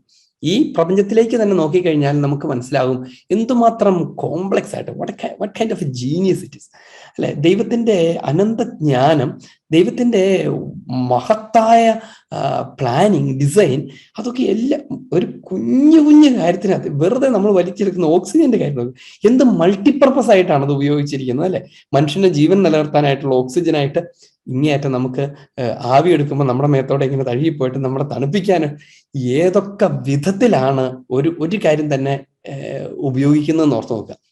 അത്രമാത്രം മൾട്ടിപ്പർപ്പസ് ആയിട്ട് ഇന്നത്തെ ഓരോ കുഞ്ഞ് എലമെന്റും, ഈ പ്രപഞ്ചത്തിലെ ഓരോ കുഞ്ഞ് എലമെന്റും, നമ്മുടെ ശരീരത്തിന്റെ ഭാഗങ്ങൾ പോലും, ഒരു മൂക്കാണ്, ശ്വാസം എടുക്കാനാവട്ടെ, എന്തൊക്കെ കാര്യങ്ങൾക്കാണ് അത് ഉപയോഗിക്കുന്നതെന്ന് ഓർത്ത് നോക്കുക. അങ്ങനത്തെ ഒരു ഡിസൈൻ ക്രിയേറ്റ് ചെയ്യാൻ കഴിവുള്ള ഒരു ദൈവത്തിന് അതിന്റെ പൂർണ്ണതയിലേക്ക് നയിക്കാനുള്ള കഴിവുണ്ടാവില്ലേ? സ്വാഭാവികമായി മനുഷ്യൻ ചിന്തിക്കാവുന്നതാണ്. അപ്പോൾ ഈ ഭൂമിയിലെ അപൂർണതകളുള്ള, ലിമിറ്റ്സ് ഉള്ള, പരിമിതികളുള്ള ഒരു പ്രപഞ്ചം അതിന്റെ സൃഷ്ടാവിന്റെ പൂർണ്ണതയിലേക്കുള്ള ഒരു രൂപീകരണ പ്രവൃത്തിയെ തന്നെയാണ് ഓർമ്മിപ്പിക്കുന്നത്. അതുകൊണ്ട് ഈ ലോകാവസാനം എന്ന് പറയുന്ന ഒന്നാമത്തെ നമ്മളൊരു മനസ്സിലാക്കേണ്ട ഒരു കാര്യം, അത് ഒരു ഉള്ളതിന്റെ എല്ലാം കൂടെ തകർന്നു വീണ് കത്തിത്തീർന്നു പോകുന്ന ഒരു അവസാനമല്ല എന്നാണ് ഞാനതങ്ങനെ പറയാൻ കാരണം. ഈ പല പ്രൊട്ടസ്റ്റന്റ് വീഡിയോകളിലും ഒക്കെ ലോകാവസാനത്തെ കുറിച്ച് പ്രചരിപ്പിക്കാൻ അവർ ഉപയോഗിക്കുന്ന വീഡിയോകളിലൊക്കെ അവതരിപ്പിക്കുന്നതൊക്കെ കുറെ ആളുകൾ കണ്ടിങ്ങനെ എന്ന് പറഞ്ഞാൽ എല്ലാം തകർന്നു വീഴുന്നു, കെട്ടിടങ്ങളൊക്കെ മറിഞ്ഞു വീഴുന്നു, ആകാശത്ത് നിന്ന് തീയൊക്കെ ഇറങ്ങുന്നു, എല്ലാം കത്തിച്ചാമ്പലാകുന്നു, അങ്ങനെ ജീവജാലങ്ങളൊക്കെ ചത്തൊടുങ്ങുന്നു, അങ്ങനെ എല്ലാം കൂടി തീരുന്നു എന്നൊക്കെയാണ്. ലോകാവസാനത്തെ കുറിച്ചൊക്കെ ആളുകൾ ചിന്തിക്കുമ്പം ഇപ്പൊ പത്രത്തിലൊക്കെ ചില വാർത്തകളൊക്കെ ഒരു ഈ ഉൽക്ക അതുപോലെ ഇത് ഭൂമിയിലേക്ക് വന്നോണ്ടിരിക്കും, അപ്പൊ ഇത് ഇടിച്ചിട്ട് ഇപ്പൊ തീരുമായിരിക്കും, അങ്ങനെ തീരുക എന്നാണ് ആളുകളൊക്കെ എപ്പോഴും ലോകാവസാനത്തെ കുറിച്ച് ചിന്തിക്കുന്നത്. പക്ഷെ തീരുക എന്നുള്ളതല്ല, പുനഃസൃഷ്ടിക്കുക എന്നോ സൃഷ്ടി പൂർത്തീകരിക്കുക എന്നൊക്കെയാണ് ലോകാവസാനത്തെ കുറിച്ച് നമ്മൾ മനസ്സിലാക്കേണ്ടത്. മനുഷ്യന്റെ കാര്യം മാത്രം എടുക്കുക, അവനെ സൃഷ്ടിച്ചിരിക്കുന്ന ഈ പരിമിതികളോടുകൂടിയാണ്. അവൻ മരിക്കാൻ ഇടവരുന്നത് പോലെ, ഇവൻ വാർദ്ധക്യം ബാധിക്കുന്നത് പോലെ ഒക്കെയാണ് അവനെ സൃഷ്ടിച്ചിരിക്കുന്നത്. അങ്ങനെ സൃഷ്ടിക്കപ്പെട്ടിരിക്കുന്ന ഒരുവനെ അവന്റെ ശരീരത്തിന്റെ പ്രത്യേകത നോക്കുക, അവന്റെ സെൽസ് ഒക്കെ ഡീജനറേറ്റ് ചെയ്യാൻ കഴിയുന്ന സെൽസ് ആണ്, കോശങ്ങളാണ്. അങ്ങനെ സൃഷ്ടിക്കപ്പെട്ടിരിക്കുന്ന ഒരു മനുഷ്യനെ നിത്യതയുടെ ശരീരവുമായി നിത്യജീവനിലേക്ക് ദൈവം കൊണ്ടുപോകുന്നതാണ് ശരിക്കും പറയാൻ ഈ ലോകാവസാനം. അപ്പൊ അതുകൊണ്ട് ലോകാവസാനം എന്ന് പറയുന്നത് എസ്കറ്റോളജി എന്ന് പറഞ്ഞ നെഗറ്റീവ് കാര്യമല്ല, അതൊരു പോസിറ്റീവ് കാര്യമാണ്. നെഗറ്റീവ് കാര്യമല്ല, എല്ലാം നശിച്ചു പോകുന്ന, എല്ലാം കൂടെ തകർന്നടിച്ച് വീഴുന്ന, എല്ലാം അങ്ങ് തീർന്നു പോകുന്ന ഒരു കാര്യത്തെക്കുറിച്ചല്ല പറയുന്നത്. പകരം ഇതിന്റെ പൂർണ്ണതയിലേക്ക് എത്തുന്ന, അനശ്വരതയിലേക്ക് പ്രവേശിക്കുന്നതിനെ കുറിച്ചാണ് ലോകാവസാനത്തെ കുറിച്ച് പറയുന്നത്. അത് പ്രത്യാശാഭരിതമാണ്, ആനന്ദദായകമാണ്, വെറുതെ ഭയപ്പെടുത്തുന്നതല്ല. ഭയപ്പെടുത്തിയാണ് സെക്റ്റുകൾ ആളുകളെ കൂട്ടാൻ ശ്രമിച്ചുകൊണ്ടിരിക്കുന്നത്. ഇത് ആനന്ദദായകമാണ്, പ്രത്യാശാഭരിതമാണ്. അത് കാത്തിരിക്കാൻ കൊള്ളാവുന്നതാണ് എന്നുള്ളതാണ് അതിന്റെ കാര്യം. അപ്പം ഒന്നാമത്തെ കാര്യം ഇതാണ്, ലോകാവസാനത്തെക്കുറിച്ച് കണ്ടമാനം ആകുലതയൊന്നും ആവശ്യമില്ല. പിന്നെ ഈ ആകുലതകൾക്കൊക്കെ ഉപയോഗിക്കുന്ന ഈശോ ലോകാവസാനത്തെക്കുറിച്ച് പറഞ്ഞിട്ടുള്ള ചില പരാമർശങ്ങളാണ്. ആ പരാമർശങ്ങളെ നമുക്കൊന്ന് ചെറുതായിട്ട് കണ്ട് പറഞ്ഞു തുടങ്ങാം. ഒന്നാമത്തെ കാര്യം എന്താണ്? ഈ ലോകത്തിന് അവസാനം ഉണ്ടാകും എന്നതാണ് ആദ്യം. ലോകാവസാനത്തെ കുറിച്ച് പറയുമ്പോൾ അങ്ങനെയുണ്ട് എന്നാണ് ആദ്യം പറയേണ്ടത്. അതിന്റെ അവസാനം ഉണ്ടാകും, it will come to an end. പക്ഷെ അതൊരു എൻഡ് ആണോ എന്ന് ചോദിച്ചാൽ കുറച്ചുകൂടെ ഭംഗിയായി പറയേണ്ടത് എൻഡ് എന്നതിനേക്കാൾ ഷിഫ്റ്റ് ആണ് എന്ന് പറയുന്നതായിരിക്കും നല്ലത്. ഇതങ്ങ് തീർന്നു പോകുന്നതിനേക്കാൾ മറ്റൊന്നായി അത് രൂപാന്തരം പ്രാപിക്കുന്നു, പൂർണ്ണതയിലേക്ക് പ്രവേശിക്കുന്നു എന്നൊക്കെ പറയുന്നതാണ്. ഒരർത്ഥത്തിൽ ഇതങ്ങ് തീരുവല്ലേ എന്ന് ചോദിച്ചാൽ അതങ്ങ് തീരുവാണ്. പക്ഷെ അതോടുകൂടി എല്ലാം തീരുവാണെന്ന് വെച്ചാൽ തീരുകയല്ല, അത് മറ്റൊരവസ്ഥയിലേക്ക് പ്രവേശിക്കുകയാണ് എന്ന് വേണം അതിനെക്കുറിച്ച് മനസ്സിലാക്കാൻ. ഈശോ തന്നെ ലോകാവസാനത്തെക്കുറിച്ചുള്ള സംസാരം അത് ഇനിഷ്യേറ്റ് ചെയ്യുന്ന ആളുകളുടെ ചോദ്യത്തിൽ നിന്നാണ്. നമുക്കൊക്കെ ഉണ്ടാകുന്ന പോലത്തെ ജിജ്ഞാസ അന്നത്തെ കാലത്തും ഈശോയുടെ കൂടെയുള്ളവർക്കും ഒക്കെ ഉണ്ടായിട്ടുണ്ട്. വിശുദ്ധ മത്തായിയുടെ സുവിശേഷം 24-ാം അധ്യായം, അതിനകത്ത് കുറച്ച് ഭാഗങ്ങൾ നമുക്കിന്ന് വായിക്കണം. വിശുദ്ധ മത്തായിയുടെ സുവിശേഷം 24-ാം അധ്യായം 3-ാം തിരുവചനം, അതിന്റെ 3-ാം തിരുവചനം വായിക്കാമെങ്കിൽ. അവൻ ഒലിവ് മലയിൽ ഇരിക്കുമ്പോൾ ശിഷ്യന്മാർ തനിച്ച് അവനെ സമീപിച്ച് പറഞ്ഞു. നോക്കുക, ഈശോ ഒലിവുമലയിൽ ഇരിക്കുകയാണ്. ആ സമയത്ത് ഈശോയുടെ ശിഷ്യന്മാര് തനിച്ചു വന്നിട്ട് രഹസ്യത്തിൽ, നാട്ടുകാരൊന്നും അറിയണ്ട, നമുക്ക് മാത്രം അറിഞ്ഞാൽ മതിയില്ലെന്ന് ഓർത്തിട്ടാണ് അവര് തനിച്ചു വന്ന് രഹസ്യമായിട്ട് ഈശോയോട് ചോദിക്കുകയാണ്. എന്താണ് ചോദിക്കുന്നത്? ഇതെല്ലാം എപ്പോൾ സംഭവിക്കുമെന്നും നിന്റെ ആഗമനത്തിന്റെയും യുഗാന്ത്യത്തിന്റെയും അടയാളം എന്താണെന്നും ഞങ്ങൾക്ക് പറഞ്ഞു തരണമേ. അവര് ചോദിക്കുകയാണ്, ഇതെല്ലാം സംഭവിക്കുന്നതെന്നും ഇതിന്റെയൊക്കെ നിന്റെ ആഗമനത്തിന്റെയും യുഗാന്ത്യത്തിന്റെയും, അങ്ങയുടെ 2-ാം വരവിലാണ് യുഗാന്ത്യം എന്ന് ഞങ്ങൾ മനസ്സിലാക്കുന്നു. അപ്പോൾ അങ്ങയുടെ 2-ാം വരവിന്റെയും യുഗാന്ത്യത്തിന്റെയും ഒക്കെ അടയാളം എന്തായിരിക്കും? 2 കാര്യങ്ങളാണ് അറിയേണ്ടത്. ഒന്ന്, എപ്പോ വരും. 2, ആ വരുന്നത് ഞങ്ങൾ എങ്ങനെ മുൻകൂട്ടി അറിയും? ഇത് ഞങ്ങളോടൊന്ന് പറഞ്ഞു തരണമേ. കാരണം കർത്താവ് അവരെ അയക്കുകയാണ് സുവിശേഷം പ്രഘോഷിക്കാനും ലോകാവസാനത്തെ കുറിച്ച് പ്രഘോഷിക്കാനും ഒക്കെ ആയിട്ട് അവരെ അയക്കുന്നത്. അപ്പൊ അവര് പറയുകയാണ്, ഇത് എപ്പോഴാണെന്നും കൂടെ പറയുവാണെങ്കിൽ അല്ലെ? പറഞ്ഞ് കേൾക്കാൻ ഒരു രസം ഉണ്ടാവുമല്ലോ. അപ്പൊ അങ്ങനെ ചോദിക്കുകയാണ്. ആ സമയത്ത് ഈശോയുടെ മറുപടി എന്താ? യേശു പറഞ്ഞു, ആരും നിങ്ങളെ വഴി തെറ്റിക്കാതിരിക്കാൻ സൂക്ഷിച്ചു കൊള്ളുവിൻ. ഈശോ തന്റെ അപ്പസ്തോലന്മാര് പറഞ്ഞു പറയുകയാണ്, ലോകാവസാനത്തിന്റെ കാര്യം പറഞ്ഞ ആളുകൾ നിങ്ങളെപ്പോലും വഴിതെറ്റിക്കാൻ വരും. അതുകൊണ്ട് നിങ്ങളെ വഴിതെറ്റിക്കാതിരിക്കാൻ പോലും സൂക്ഷിച്ചുകൊള്ളുക. ക്രിസ്ത്യാനികളായ കത്തോലിക്കരായ നമ്മെപ്പോലും വഴിതെറ്റിക്കാനായിട്ട് വരുന്ന ആളുകൾ ഉണ്ടാകും എന്നുള്ളതാണ് അതിന്റെ കാര്യം. അപ്പൊ അതുകൊണ്ട് അത് സൂക്ഷിക്കുക എന്നാണ് ഈശോ ആദ്യം പറയുന്നത്. എന്നിട്ടാണ് പിന്നെ തുടർന്നുള്ള കാര്യങ്ങളൊക്കെ പറയുന്നത്. ഏതൊക്കെയാണ്? ചില അടയാളങ്ങളൊക്കെ പോലെ ഈശോ പറയുകയാണ്. അടയാളം ഏതൊക്കെയാണ്? ആരും നിങ്ങളെ വഴിതെറ്റിക്കാൻ സൂക്ഷിച്ചുകൊള്ളുവിൻ. പലരും എന്റെ നാമത്തിൽ വന്ന് ഞാൻ ക്രിസ്തുവാണെന്ന് പറയുകയും അനേകരെ വഴിതെറ്റിക്കുകയും ചെയ്യും. നിങ്ങൾ യുദ്ധങ്ങളെക്കുറിച്ച് കേൾക്കും, അവയെക്കുറിച്ചുള്ള കിംവദന്തികൾ കേൾക്കും. എന്നാൽ നിങ്ങൾ അസ്വസ്ഥരാകേണ്ട, ഇതെല്ലാം സംഭവിക്കേണ്ടതാണ്. 7-ാം തിരുവചനം, ജനം ജനത്തിനെതിരായും രാജ്യം രാജ്യത്തിനെതിരായും ഉണർന്നെഴുന്നേൽക്കും. ക്ഷാമങ്ങൾ ഉണ്ടാകും, ഭൂകമ്പങ്ങൾ ഉണ്ടാകും, അതൊക്കെ പല സ്ഥലങ്ങളുണ്ട്. ഇതെല്ലാം ഈറ്റുനോവിന്റെ ആരംഭം മാത്രമാണ്. അവർ നിങ്ങളെ പീഡനത്തിന് ഏൽപ്പിച്ചു കൊടുക്കും. അവർ നിങ്ങളെ വധിക്കും. എന്റെ നാമനിമിത്തം സകല ജനതകളും നിങ്ങളെ ദ്വേഷിക്കും. അനേകര് വിശ്വാസം ഉപേക്ഷിക്കും, പരസ്പരം ഒറ്റിക്കൊടുക്കും. വ്യാജപ്രവാചകന്മാർ പ്രത്യക്ഷപ്പെടും, അവർ ആളുകളെ വഴിതെറ്റിക്കും. അധർമ്മം വർദ്ധിക്കും, അതുവഴി പലരുടെയും സ്നേഹം തണുത്തു പോകും എന്നൊക്കെ ഈശോ പറഞ്ഞിട്ട് പറയാണ്. എന്നാൽ അവസാനം വരെ സഹിച്ചു നിൽക്കുന്നവൻ രക്ഷ പ്രാപിക്കും. ഇപ്പൊ ഈശോ ഈ പറയുന്ന കാര്യങ്ങളെല്ലാം ഭീതിജനകമാണ്, ഭയപ്പെടുത്തുന്ന വിധത്തിലാണ്. ഇനി വീണ്ടും അതിനെക്കുറിച്ച് ഈശോ തുടരുകയാണ്. ഒരു 15 മുതലുള്ള തിരുവചനത്തിൽ ദാനിയേൽ പ്രവാചകന്റെ പ്രവചനത്തെയൊക്കെ ഉദ്ധരിച്ചിട്ടൊക്കെ ഈശോ കുറെ കാര്യങ്ങൾ പറയുകയാണ്. പുരമുകളിലായിരിക്കുന്നവൻ എന്തെങ്കിലും എടുക്കാനായിട്ട് ഇറങ്ങാതിരിക്കട്ടെ എന്ന് പറഞ്ഞാൽ അതിനൊന്നും നേരം ഉണ്ടാവത്തില്ല എന്നുള്ള മട്ടിൽ. ഞാൻ വളരെ വർഷങ്ങൾക്ക് മുൻപ് ഒരു പ്രൊട്ടസ്റ്റന്റ് വീഡിയോ കണ്ടത് ഓർക്കുന്നുണ്ട്. 2 പേര് ഒരു കല്ലിൽ ഇടിച്ചുകൊണ്ടിരിക്കും, ഒരാൾ ബും കാണാതാവും. അങ്ങനെയൊക്കെ ആനിമേറ്റ് ചെയ്ത വീഡിയോകളൊക്കെ വളരെ ലിറ്ററലായിട്ട് അക്ഷരാർത്ഥത്തിൽ അവയെക്കുറിച്ച് വിശദീകരിക്കുന്ന വീഡിയോ. അതൊക്കെ ഇതിന്റെ പശ്ചാത്തലത്തിലാണ്. ആ ദിവസങ്ങൾ ഗർഭിണികൾക്ക് മുലയൂട്ടുന്നവർക്കും ദുരിതം, നിങ്ങളുടെ പലായനം ശീതകാല ശാപത്തിലും ആകാതിരിക്കാൻ പ്രാർത്ഥിക്കുക എന്ന് പറഞ്ഞാൽ തണുപ്പിന്റെ ക്ലേശത്തിനോട് നിങ്ങൾക്ക് ഈ പലായനം കൂടി നിങ്ങൾക്ക് കഴിയാതിരിക്കും. ലോകാരംഭം മുതൽ ഇന്നുവരെ ഉണ്ടായിട്ടില്ലാത്ത, ഇനി ഉണ്ടാകാനിടയില്ലാത്ത ഉഗ്രപീഡനം അന്നുണ്ടാകും. ആ ദിവസങ്ങൾ പരിമിതപ്പെടുത്തിയില്ല, ഒരുവൻ രക്ഷപ്പെടുകയില്ലായിരുന്നു എന്ന് പറയുന്ന കുറെ കാര്യങ്ങളൊക്കെ. എന്നിട്ട് പറയാണ്, കാരണം കള്ളക്രിസ്തുമാരും വ്യാജപ്രവാചകന്മാരും പ്രത്യക്ഷപ്പെടും. സാധ്യമെങ്കിൽ തെരഞ്ഞെടുക്കപ്പെട്ടവരെ പോലും വഴിതെറ്റിക്കാത്ത വിധം വലിയ അടയാളങ്ങളും അത്ഭുതങ്ങളും കാണിക്കുകയും ചെയ്യും. ഇതാ ഞാൻ നിങ്ങളോട് മുൻകൂട്ടി പറഞ്ഞിരിക്കുന്നു എന്നൊക്കെ പറഞ്ഞിട്ട് ഈശോ പഠിപ്പിക്കുകയാണ്. ഇതൊക്കെ പഠിപ്പിക്കുമ്പോൾ ഈശോ ഓർപ്പിക്കുന്ന ഒരു കാര്യം എന്നറിയാമോ? ഇതൊക്കെ പഠിപ്പിക്കുമ്പോൾ ഈശോ ഓർപ്പിക്കുന്നത് നിങ്ങൾ വഴിതെറ്റിക്കപ്പെടാൻ സാധ്യതയുണ്ട് എന്നാണ്. ലോകാവസാനത്തെക്കുറിച്ചുള്ള പെരുപ്പിച്ച കഥകൾ കൊണ്ട് നിങ്ങൾ വഴിതെറ്റിക്കപ്പെടാനുള്ള സാധ്യതയുണ്ട്. ഈശോ എടുത്തു പറയുകയാണ് 25-ാമത്തെ തിരുവചനത്തിൽ, ഇതാ ഞാൻ നിങ്ങളോട് മുൻകൂട്ടി പറഞ്ഞിരിക്കുന്നു, അതുകൊണ്ട് ഞാൻ മരുഭൂമിയിലുണ്ടെന്ന് അവർ പറഞ്ഞാൽ നിങ്ങൾ പുറപ്പെടരുത്. അവൻ മുറിക്കുള്ളിലുണ്ടെന്ന് പറഞ്ഞാൽ നിങ്ങൾ വിശ്വസിക്കരുത്. കിഴക്ക് നിന്ന് പടിഞ്ഞാറോട്ട് പായുന്ന മിന്നൽ പിണർ പോലെയായിരിക്കും മനുഷ്യപുത്രന്റെ ആഗമനം എന്നൊക്കെ പറയാണ്. എന്ന് പറഞ്ഞാൽ അത് അപ്രതീക്ഷിതമായിരിക്കും, അതിനൊരു കാത്തിരിപ്പില്ല. അത് അവിടെയുണ്ട്, അങ്ങോട്ട് ചെന്ന് നോക്കൂ എന്നൊക്കെ പറഞ്ഞാൽ നിങ്ങൾ വിശ്വസിക്കരുത് എന്നൊക്കെ പറഞ്ഞ് ലോകാവസാനത്തെക്കുറിച്ച് ആളുകൾ പറയുന്നതൊന്നും നിങ്ങൾ ചാടിക്കയറി വിശ്വസിക്കാൻ പോകരുത് എന്നാണ് ഈശോ പഠിപ്പിക്കുന്നത്. എന്നിട്ട് ഈശോന്റെ കൂടെ ചേർത്ത് പറയാണ്, ശവമുള്ളിടത്ത് കഴുകന്മാർ വന്നുകൂടും എന്ന് പറഞ്ഞാൽ ഇതൊരു നല്ല ആകർഷണമായ കാര്യമാണ്. അത് പ്രഘോഷിക്കുന്ന സ്ഥലത്ത് ആളുകൾ എന്ന് പറഞ്ഞാൽ അതിനെ ഉപയോഗിക്കാൻ കഴുകന്മാർ വന്നുകൂടും എന്നാണ് ഈശോ കൊടുക്കുന്ന വാണിംഗ്. അപ്പൊ എന്തായിരുന്നാലും ഈശോ ലോകാവസാനത്തെക്കുറിച്ച് പറയുന്നത് നമുക്ക് പെട്ടെന്ന് കേൾക്കും വളരെ ഭീതിജനകമാണ്. ഭൂകമ്പങ്ങളെക്കുറിച്ച്, യുദ്ധങ്ങളെക്കുറിച്ചൊക്കെ പറഞ്ഞിട്ടാണ് ഈശോ ഇതിനെക്കുറിച്ച് പറയുന്നത്. അത് ഉപയോഗിച്ചുകൊണ്ട് ഈ പ്രൊട്ടസ്റ്റന്റ് വിഭാഗങ്ങൾ, പ്രത്യേകിച്ച് ലോകാവസാന ഒത്തിരി കൾട്ടുകൾ ഈ പറഞ്ഞതുപോലെ എസ്കറ്റോളജിക്കൽ കൾട്ടുകളാണ്. യുഗാന്ത്യത്തെക്കുറിച്ച് തന്നെ പറയാൻ വേണ്ടി തന്നെ ജീവിക്കുന്ന കൾട്ടുകളാണ് എല്ലാം തന്നെ. അതിപ്പോ എംബർ ഇമ്മാനുവൽ ആയാലും സ്പിറ്റൻ ജീസസ് ആയാലും ആരായിരുന്നാലും അവയൊക്കെ ലോകാവസാനം ഇതാ ഇപ്പോൾ വരും, അതുകൊണ്ട് ഞങ്ങളുടെ കൂടെ വന്നോളൂ, ഞങ്ങളുടെ കൂടാരത്തിൽ കയറിക്കോളൂ, ഞങ്ങളുടെ കൂടെ നിന്നോളൂ എന്നൊക്കെ പറഞ്ഞിട്ടാണ് വരിക.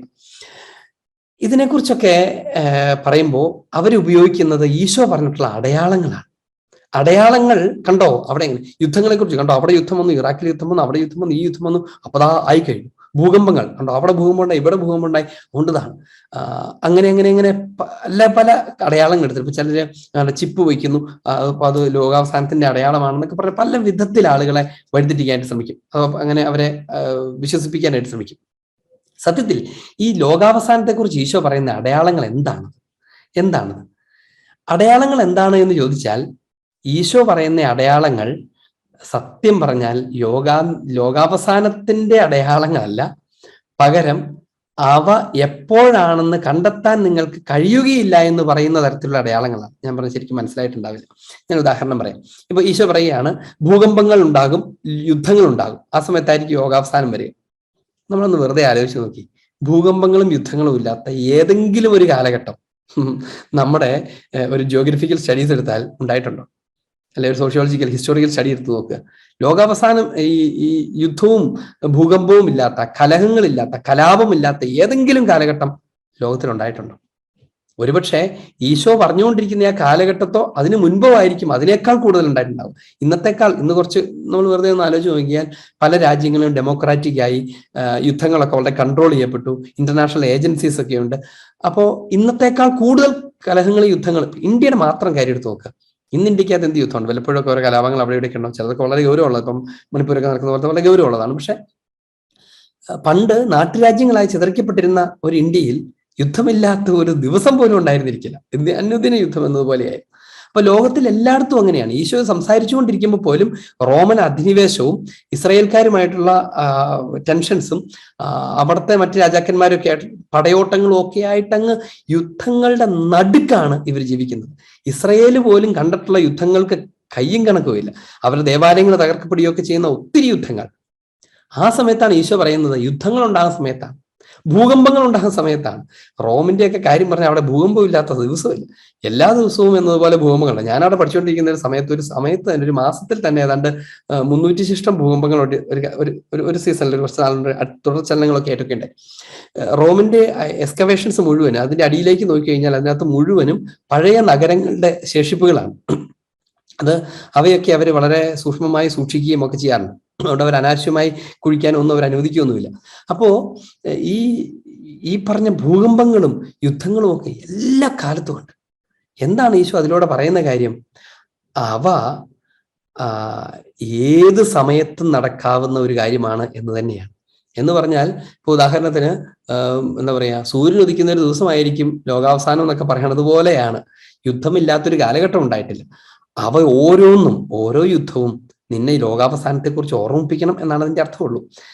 ഓരോ ഭൂകമ്പവും തകർച്ച, ഒരു ഭൂകമ്പം ഉണ്ടായി എല്ലാം കൂടെ തകർന്നു വീഴുന്നു. ഈ പ്രപഞ്ചത്തിന്റെ അവസാനത്തെക്കുറിച്ച് നീ ഓർക്കണം. അവയൊക്കെ ഇതിനെക്കുറിച്ച് ഓർക്കാൻ നിനക്ക് കാരണമായി തീരണം എന്നാണ് അതിന്റെ അർത്ഥം. അല്ലാതെ ഭൂകമ്പം ഉണ്ട്, ഇതാ നാളെ ലോകാവസാനം ആവാൻ സാധ്യതയുണ്ടെന്ന് പറയുക എന്നുള്ളതല്ല. അപ്പൊ അതുകൊണ്ട് ആ അർത്ഥത്തിലാണ് നമ്മൾ അതിനെക്കുറിച്ച് മനസ്സിലാക്കേണ്ടത്. ഈശോ ഒരിക്കലും ആ ഒരു സമയം പറയാൻ ഉദ്ദേശിക്കുന്നില്ല എന്നുള്ളതാണ് അതിന്റെ കാര്യം. അതെന്താണ് ഞാൻ അങ്ങനെ പറഞ്ഞത്? വിശുദ്ധ ഗ്രന്ഥത്തിൽ ഈശോ തന്നെയാണ് അതിനെക്കുറിച്ച് പറയുന്നത്. മത്തായിയുടെ സുവിശേഷം 24-ാമത്തെ അധ്യായം 44-ാം തിരുവചനം വായിക്കാമോ? അതിനാൽ നിങ്ങളും തയ്യാറായിരിക്കണം, നിങ്ങൾ പ്രതീക്ഷിക്കാത്ത മണിക്കൂറിലായിരിക്കും മനുഷ്യപുത്രൻ വരുന്നത്. നോക്കുക, നിങ്ങൾ പ്രതീക്ഷിക്കാത്ത മണിക്കൂറിലായിരിക്കും മനുഷ്യപുത്രൻ വരുന്നത് എന്ന് വെച്ചാൽ നമ്മളൊരു സമയം പ്രതീക്ഷിക്കുകയാണെങ്കിൽ ആ സമയത്ത് ആയിരിക്കില്ല എന്നല്ലേ എന്റെ അർത്ഥം. ലോകാവസാനം ഇപ്പൊ വരുന്നു എന്ന് പറഞ്ഞ് 2000 ആവുമെന്ന് പറഞ്ഞ കുറെ സെക്റ്റുകൾ ഉണ്ടായിരുന്നു. 2000 കഴിഞ്ഞ പിന്നെ അതങ്ങ് കഴിഞ്ഞു പോയില്ല. പിന്നെ അവർ ഓരോരോ വർഷങ്ങൾ ഇങ്ങനെ നീട്ടി വെച്ചുകൊണ്ടിരിക്കുന്ന പല സെക്റ്റുകളുണ്ട്. അടുത്ത വർഷങ്ങൾ ഇങ്ങനെ കൂട്ടിക്കൊണ്ട്. ഇപ്പൊ നമുക്കൊക്കെ പരിചയം ഈ കാലങ്ങളിലൊക്കെ നമ്മൾ കുറച്ച് പറഞ്ഞ ഈ അവശിഷ്ട സഭയെന്നൊക്കെ അവകാശപ്പെട്ടുകൊണ്ട് വിമലഹൃദയ മക്കൾ എന്നൊക്കെ പറഞ്ഞ് അവര് 2007 പ്രഖ്യാപിച്ചിരുന്നു. പിന്നെ അത് നീട്ടി പോയിരുന്നു. അപ്പൊ എന്നോട് ഞാൻ സംസാരിക്കാറുള്ള ഇതിനകത്തുള്ള ഒരാൾ അവസാനം ഈ സംസാരം തന്നെ നിർത്തി. അതിപ്പോ ഒന്നും പറയാൻ പറ്റത്തില്ല, അത് വേറെ കാര്യമാണെന്നൊക്കെ പറഞ്ഞിട്ട് അവർ മാറ്റി പറയാനൊക്കെ തുടങ്ങിയതൊക്കെ ഞാൻ ഇങ്ങനെ രസകരമായിട്ട് ഓർക്കുന്നുണ്ട്. അപ്പൊ അവരിങ്ങനെ നീട്ടി വെച്ചോണ്ടിരിക്കും. കാരണം അവരുടെ കൂടെയുള്ള ആളുകൾ പ്രതീക്ഷയോടെ കൂടി നിൽക്കണം.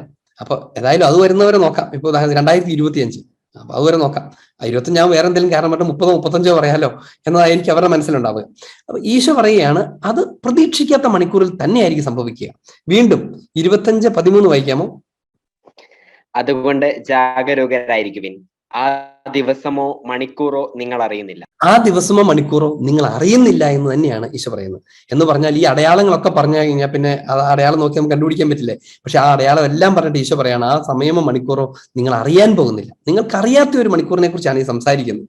ഇനി അതിനേക്കാൾ ഭീകരമായിട്ടാണ് 24-ാം അധ്യായം 36-ാം തിരുവചനം.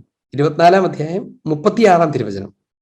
ആ ദിവസത്തെക്കുറിച്ചോ മണിക്കൂറിനെ കുറിച്ചോ പിതാവിനല്ലാതെ മറ്റാർക്കും, സ്വർഗത്തിലെ ദൂതന്മാർക്കോ പുത്രന് പോലുമോ അറിഞ്ഞുകൂടാ. അതിനെക്കുറിച്ച് പിതാവിനല്ലാതെ പുത്രനോ ദൂതന്മാർക്കോ പോലും അറിഞ്ഞുകൂടാ. ദൂതന്മാർക്കോ പുത്രനോ പോലും അറിഞ്ഞുകൂടാ. ട്രിനിറ്റിയെ കുറിച്ചുള്ള പല ക്ലാസ്സുകളും നമ്മൾ കഴിഞ്ഞു. അപ്പോ അതിന്റെ പശ്ചാത്തലത്തിൽ ആലോചിച്ചാൽ ത്രിത്വൈക ദൈവം 3 ദൈവിക വ്യക്തികൾ, തുല്യജ്ഞാനമുള്ള പൂർണ്ണമായും കമ്മ്യൂണിക്കേറ്റ് ചെയ്യുന്ന 3 ദൈവിക വ്യക്തികളിൽ ഒരാളായ ഈശോ പറയുകയാണ് അത് പിതാവിനെ അറിയാവുള്ളൂ, എനിക്ക് പോലും അറിയില്ല എന്നൊക്കെ പറഞ്ഞാൽ അതിന്റെ അർത്ഥം വേറെയാണ്. എന്താണ് അതിന്റെ അർത്ഥം? അതിന്റെ അർത്ഥം വളരെ കൃത്യമായതാണ്. ഞാനത് നിങ്ങളോട് പറയാൻ ആഗ്രഹിക്കുന്നില്ല, നിങ്ങളത് അറിയേണ്ട കാര്യമല്ല എന്നാണ്. ഈശോ വിശുദ്ധ ഗ്രന്ഥത്തിൽ തന്നെ അങ്ങനെ കൃത്യമായി പറയുന്നുണ്ട്. ലോകാവസാനത്തെക്കുറിച്ചുള്ള ദിവസമോ മണിക്കൂറോ നിങ്ങൾ അറിയേണ്ട കാര്യമല്ല എന്ന് തന്നെയാണ് ഈശോ പഠിപ്പിക്കുന്നത്. അതാണ് ഇതിന്റെ അർത്ഥം എന്ന് പറഞ്ഞു കഴിഞ്ഞാൽ, ഇപ്പോൾ ഒരു ഉദാഹരണം പറഞ്ഞാൽ, ഈ വാചകത്തിന്റെ ഒരു വിശദീകരണത്തിന്റെ ഒരു ഉദാഹരണം പറഞ്ഞാൽ, ഇപ്പോൾ ഒരു ടീച്ചർ ചോദ്യപേപ്പറൊക്കെ ഉണ്ടാക്കിയിട്ട് ഓഫീസിൽ കൊടുത്തിട്ടുണ്ട്. അപ്പൊ ടീച്ചറുടെ കൊച്ചും ആ ക്ലാസ്സിൽ തന്നെയാണ് പഠിക്കുന്നത്. അപ്പൊ ടീച്ചറുടെ അടുത്ത് വന്നിട്ട്, അതായത് അമ്മയുടെ അടുത്ത് വന്നിട്ട് കൊച്ചു ചോദിക്കും, അമ്മ ഈ ചോദ്യം ഉണ്ടോ അമ്മ, ഈ ചോദ്യം ഉണ്ടോ അമ്മ എന്നൊക്കെ ചോദിക്കില്ലേ. അപ്പോ അമ്മ എന്ത് പറയും? എനിക്കറിയാൻ പാടില്ല, ഞാനത് കൊടുത്തില്ലേ, അതിപ്പോ അവിടെ ഓഫീസിലേ അറിയാവുള്ളൂ, എനിക്കറിയാൻ പാടില്ല എന്നൊക്കെ പറഞ്ഞു കളയും. എന്താണ് അതിന്റെ അർത്ഥം? നീ അതിപ്പോ അറിയണ്ട എന്നാണ്. എനിക്കറിയാവില്ലയോ എന്നുള്ളതല്ല അതിന്റെ അർത്ഥം. നീ അത് അറിയേണ്ട കാര്യമില്ല എന്നാണ്. കാരണം എന്താണ്? എന്തുകൊണ്ടാണ് അങ്ങനെ പറഞ്ഞത്? എന്തുകൊണ്ട് അറിയേണ്ട കാര്യമില്ലാത്ത ബാക്കി എല്ലാ കാര്യങ്ങളും വെളിപ്പെടുത്തിയ കർത്താവ് എന്തുകൊണ്ടാണ് ഇതങ്ങ് പറയാത്തത്? അതങ്ങ് പറഞ്ഞുകൂടെ? ഇന്ന വർഷം ഇന്ന സമയത്ത് നടക്കും എന്ന് പറഞ്ഞുകൂടെ? 2 കാരണങ്ങളുണ്ട്. ഒന്നാമത്തെ കാരണം, നമ്മൾ അങ്ങനെ ഒരു ദിവസം നോക്കിയിരുന്നിട്ട് ആ ദിവസം റെഡിയാകാമെന്ന് വിചാരിച്ചിരിക്കേണ്ടവരല്ല എന്നുള്ളതാണ് അതിന്റെ കാര്യം. എന്ന് വെച്ചാൽ അതുവരെ എങ്ങനെയും ജീവിച്ചിട്ട് ആ സമയത്ത് അത് തട്ടിക്കൂട്ടിയിട്ട് നമുക്ക് സ്വർഗത്തിലോട്ട് കയറാമെന്ന് വിചാരിക്കേണ്ടവരല്ല എന്നുള്ളതാണ് ഒരു കാര്യം. രണ്ടാമത്തെ കാര്യം എന്താണ്? യുഗാന്ത്യത്തിന്റെ ദിവസത്തിൽ നീ എങ്ങനെ ഒരുങ്ങുന്നോ അതേ ഒരുക്കം നിനക്ക് എന്നും വേണം എന്ന് പറയാൻ കൂടെ വേണ്ടിയിട്ടാണ്. അതുകൊണ്ടാണ് ഈശോ അത് പറയാത്തത്. ഇനി ലോകാവസാനത്തെക്കുറിച്ച് ചോദിച്ച സമയങ്ങളിലൊക്കെ എല്ലാ സമയത്തും ഈശോ കൊടുക്കുന്ന സമയത്തെക്കുറിച്ചുള്ള ഉത്തരം എന്താണെന്നറിയാമോ? അതൊരു വാക്കാണ്. അതിതാണ്, സദാ ജാഗരൂകരായിരിക്കും. ഈ വാക്ക് ഓർത്തിരിക്കാം, സദാ ജാഗരൂകരായിരിക്കും. ഇതാണ് ലോകാവസാനത്തെക്കുറിച്ച് ചോദ്യം ഉന്നയിച്ച സമയത്തൊക്കെ ഈശോ പറയുന്ന ടൈം റിലേറ്റഡ് ആൻസർ. ഏത് സമയത്താണെന്ന ചോദ്യത്തിന്റെ ഈശോയുടെ ഉത്തരം സദാ ജാഗരൂകരായിരിക്കുക എന്നുള്ളതാണ്. 25:13 വായിച്ചു നോക്കുക. അതുകൊണ്ട് ജാഗരൂകരായിരിക്കും. എല്ലാ കാര്യങ്ങളും പറഞ്ഞിട്ട് കർത്താവ് അവസാനിപ്പിക്കുന്നതാണ്. കള്ളൻ രാത്രിയിൽ, അത് 24:43, കള്ളൻ രാത്രിയിൽ ഏത് സമയത്താണ് വരുന്നതെന്ന് ഗൃഹനാഥൻ അറിഞ്ഞിരുന്നെങ്കിൽ അവൻ ഉണർന്നിരിക്കുകയും കവർ ചെയ്യാൻ തന്റെ ഭവനത്തെ വിട്ടുകൊടുക്കാതിരിക്കുകയും ചെയ്യുമായിരുന്നു. അതിനാൽ നിങ്ങളും തയ്യാറായിരിക്കണം, ശ്രദ്ധയോടെ ഇരിക്കണം, ജാഗരൂകരായിരിക്കണം. ഈശോ പറയുന്ന ഒത്തിരി ഉപമകൾക്ക്, കഥകൾക്ക് ഈ ജാഗരൂകരായിരിക്കലുമായിട്ട് ബന്ധമുണ്ട്. ഉദാഹരണത്തിന് 10 കന്യകമാരുടെ ഉപമ. അതിനകത്ത് എന്താണ്? അപ്രതീക്ഷിതമായി വരൻ കയറി വരും. ആ സമയത്ത് ഉറങ്ങുന്നവർക്ക് അവനെ സ്വീകരിക്കാൻ കഴിയില്ല, എണ്ണ കയ്യിൽ കരുതാത്തവർക്ക് അവനെ സ്വീകരിക്കാൻ കഴിയില്ല. അതുകൊണ്ട് എപ്പോ വരും എന്നറിയാത്ത, ഇതിനൊരു പശ്ചാത്തലമൊക്കെ ഉണ്ട്. അവരുടെ വിവാഹത്തിന്റെ പശ്ചാത്തലമാണ്. അവരിങ്ങനെ അപ്രതീക്ഷിതമായ ഒരു സമയത്ത് വരൻ കടന്നു വരികയും പെട്ടെന്ന് വിവാഹം ആരംഭിക്കുകയൊക്കെ ചെയ്യുന്ന ഒരു പരിപാടിയൊക്കെ ഉണ്ട്. ഈ പെണ്ണിന്റെ വീട്ടുകാരെ കഷ്ടപ്പെടുത്താൻ വേണ്ടി ഉണ്ടാക്കിയ ഒരു പരിപാടികളാണ്. അപ്പോൾ അവരിങ്ങനെ കാത്തിരിക്കണം. ചിലപ്പം മിഡ് നൈറ്റിലൊക്കെ കയറി വന്നാല്. അപ്പൊ അവർ കിടന്ന് ഉറങ്ങുവാണെങ്കിൽ കല്യാണം മുടങ്ങിയിട്ട് അവർ തിരിച്ചു പോകും. അതുപോലത്തെ ചില എന്താ പറയാ, നമ്മുടെ നാട്ടിലൊക്കെ പറഞ്ഞ തല്ലുകൊള്ളി ആചാരങ്ങളൊക്കെ അവർക്കുണ്ടായിരുന്നു. അപ്പൊ അതിന്റെയൊക്കെ ഒരു പശ്ചാത്തലം എടുത്തിട്ടാണ് ഈശോ ഈ കന്യകമാരുടെ ഉപമയൊക്കെ പറയുന്നത്. അപ്പൊ ഇവര് രാത്രിയിലല്ലേ അങ്ങനെ മയങ്ങിയൊക്കെ ഇരിക്കും, കല്യാണം നിശ്ചയിച്ച കുറച്ച് നാളുകളൊക്കെ ഇരുന്ന പോലെ. അപ്പൊ അതിന്റെ പശ്ചാത്തലത്തിൽ ഈശോ പറയാണ്, എപ്പോഴാണ് വരുന്നത് നമുക്ക് അറിയത്തില്ലല്ലോ. അപ്പൊ വരുമ്പം ഈ ആഘോഷത്തിലേക്ക് പങ്കുചേരാൻ, വിളക്കുകളൊക്കെ തെളിച്ച് ആഘോഷത്തിൽ പങ്കുചേരാൻ വരുന്നതുപോലെ ഒരുങ്ങിയിരിക്കണം എന്നാണ്. ഈ എണ്ണ കരുതി ഇരിക്കണം എന്നൊക്കെ പറയുന്ന കാര്യമാണ്. അങ്ങനെ ഈശോ ഈ യജമാനൻ തിരിച്ചു വരുമ്പം, അംഗീകാരം മേടിക്കാനായിട്ട് പോയ യജമാനൻ തിരിച്ചു വരുമ്പം ഭൃത്യൻ ഒരുങ്ങിയിരിക്കുന്നത് പോലെ എന്നതുപോലെയാണ് ഈശോ എല്ലാ സമയ റിലേറ്റഡ് ആയിട്ടുള്ള ചോദ്യത്തിന് ഉത്തരം പറയുന്നത്. അവിടെ പറയുന്ന കാര്യം എന്താണ്? സദാ ജാഗരൂകരായിരിക്കാനാണ് പറയുന്നത്. എന്താണ് ഈ ജാഗ്രതയോടെ ഇരിക്കുക എന്ന് പറഞ്ഞാൽ? ഇങ്ങനെ നോക്കിയിരിക്കുക എന്നാണോ അതിന്റെ അർത്ഥം? ഒരു കൂടാരത്തിനകത്ത് കയറി ഈശോ ഇപ്പൊ വരും എന്ന് പറഞ്ഞ് കാത്തിരിക്കുക എന്നാണോ അതിന്റെ അർത്ഥം?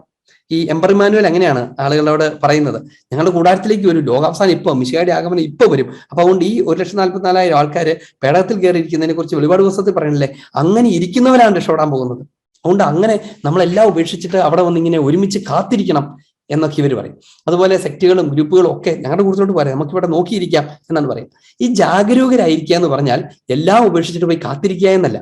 ഈ നമ്മൾ ഈ പറഞ്ഞ വിമല ഹൃദയ മക്കൾ, അവരിൽ കുറെ ആളുകൾ കുറെ വർഷങ്ങൾക്ക് മുമ്പ് ഒരു 14 പേരുടെ ഗ്രൂപ്പ്, അവര് ജോലിയൊക്കെ രാജിവെച്ചിട്ട്, ഗവൺമെന്റ് ജോബൊക്കെ ഉണ്ടായിരുന്ന ആളുകൾ, എനിക്ക് അവർ ചിലരെയൊക്കെ അറിയാം, നേരിട്ടറിയാം, അതുകൊണ്ടാണ് പറഞ്ഞു, ജോലിയൊക്കെ രാജിവെച്ചിട്ട് യുഗാന്ത്യം വരാൻ പോകുന്നു എന്ന് പറഞ്ഞിട്ട് ഇവരിങ്ങനെ കാത്തിരിക്കുക. അപ്പൊ ഞാനിങ്ങനെ അവരോട് സംസാരിച്ചപ്പോൾ, ജോലിയൊക്കെ ഇതൊക്കെ എന്തിനാണ്? അധ്യാപകരൊക്കെ ഈ ഗവൺമെന്റ് ജോലിയൊക്കെ രാജിവെച്ചിട്ട് ഇരിക്കുകയാണ്, ചില ചേച്ചിമാരൊക്കെ. അപ്പൊ ഞാൻ പറഞ്ഞു, അച്ഛനിത് അറിയാൻ പറയാനായിട്ടാണ്, എൻ്റെ യേശുവ വരും, ആ സമയത്തേക്ക് വേണ്ടി ഞാൻ കാത്തിരിക്കുകയാണ്, ഇനി ഇതൊന്നും കാര്യമില്ല, ഇനിയിപ്പോ ഇതൊന്നും നോക്കേണ്ട ആവശ്യമില്ല, കുടുംബം അതൊന്നും ഞാൻ നോക്കണ്ട, ഞാൻ ഇങ്ങനെ കാത്തിരിക്കാൻ പറ്റും എന്നൊക്കെ പറഞ്ഞിട്ട് അങ്ങനെ ജോലി ആവശ്യിച്ച കുറേ ആളുകൾ. എന്തൊരു വലിയ എന്നിട്ട് ഇത് ഏതാണ്ട് 2007 ഈ സംസാരം എന്ന് ആണ് എൻ്റെ ഓർമ്മ. 2007 അല്ല 2012 അങ്ങനെ കാലഘട്ടത്തിലാണ്, 12 എൻ്റെ ഓർമ്മ. ഏതായാലും കുറെ വർഷങ്ങളായി, ഒരു 5-8 വർഷമെങ്കിലും ആയി. അവരിപ്പോഴും അങ്ങനെ കാത്തിരിക്കുക. എന്തായിരിക്കും എൻ്റെ അവസ്ഥ എന്ന് നിങ്ങൾ ഓർത്ത് നോക്കി. ഞാൻ ഒരാളെ കുറ്റം പറയാൻ വേണ്ടിയോ അല്ല, പക്ഷെ ചില സെക്റ്റുകൾ ആളുകളെ വഞ്ചിക്കുന്നു എന്ന് പറയാൻ വേണ്ടിയിട്ടാണ്. ഈശോ പറയുന്ന കാത്തിരിക്കൽ, ജാഗരൂകരായിരിക്കൽ എന്ന് പറയുന്നത് എല്ലാം സ്റ്റോപ്പ് ചെയ്തിട്ട് ഇങ്ങനെ നോക്കിയിരിക്കലല്ല. എന്താണ് ഈ ജാഗരൂകരായിരിക്കുക എന്ന് പറഞ്ഞാൽ അതിന്റെ അർത്ഥം മത്തായിയുടെ സുവിശേഷം 24-ാം അധ്യായം 45 മുതലുള്ള തിരുവചനങ്ങളിൽ കാണും. ഒന്ന് വായിക്കാമോ? തന്റെ ഭവനത്തിലുള്ളവർക്ക് കൃത്യസമയത്ത് ഭക്ഷണം കൊടുക്കാൻ യജമാനൻ നിയോഗിച്ച വിശ്വസ്തനും വിവേകിയുമായ ഭൃത്യൻ ആരാണ്? യജമാനൻ വരുമ്പോൾ അപ്രകാരം ചെയ്യുന്നതായി കാണപ്പെടുന്ന ഭൃത്യൻ ഭാഗ്യവാൻ. നോക്കുക, തന്റെ ഭവനത്തിലുള്ളവർക്ക് കൃത്യസമയത്ത് ഭക്ഷണം കൊടുക്കാൻ യജമാനൻ നിയോഗിച്ച വിശ്വസ്തനും വിവേകിയുമായ ഭൃത്യൻ. അവൻ ചെയ്യേണ്ട കാര്യം എന്താണ്? അവൻ മുഴുവൻ സമയവും അവന്റെ ജോലി ചെയ്തുകൊണ്ടിരിക്കുക എന്നുള്ളതാണ്. വെറുതെ കണ്ണുകൊടുത്ത് നോക്കി കാത്തിരിക്കലല്ല, പടിയിൽ പോയി നോക്കിയിരിക്കല, യജമാനൻ വരുന്നുണ്ട് അതാ ഓടിപ്പണിക്ക് പോയി അല്ല. അവനെ ഏൽപ്പിച്ചിരിക്കുന്ന സമയം യഥാസമയത്ത് ഭക്ഷണം കൊടുക്കില്ല, അവന്റെ ജോലി. അങ്ങനെ അവനെ ഏൽപ്പിച്ചിരിക്കുന്ന ജോലി നിരന്തരം ചെയ്തുകൊണ്ടിരിക്കലാണ് ഈ ജാഗരൂകരായിരിക്കൽ.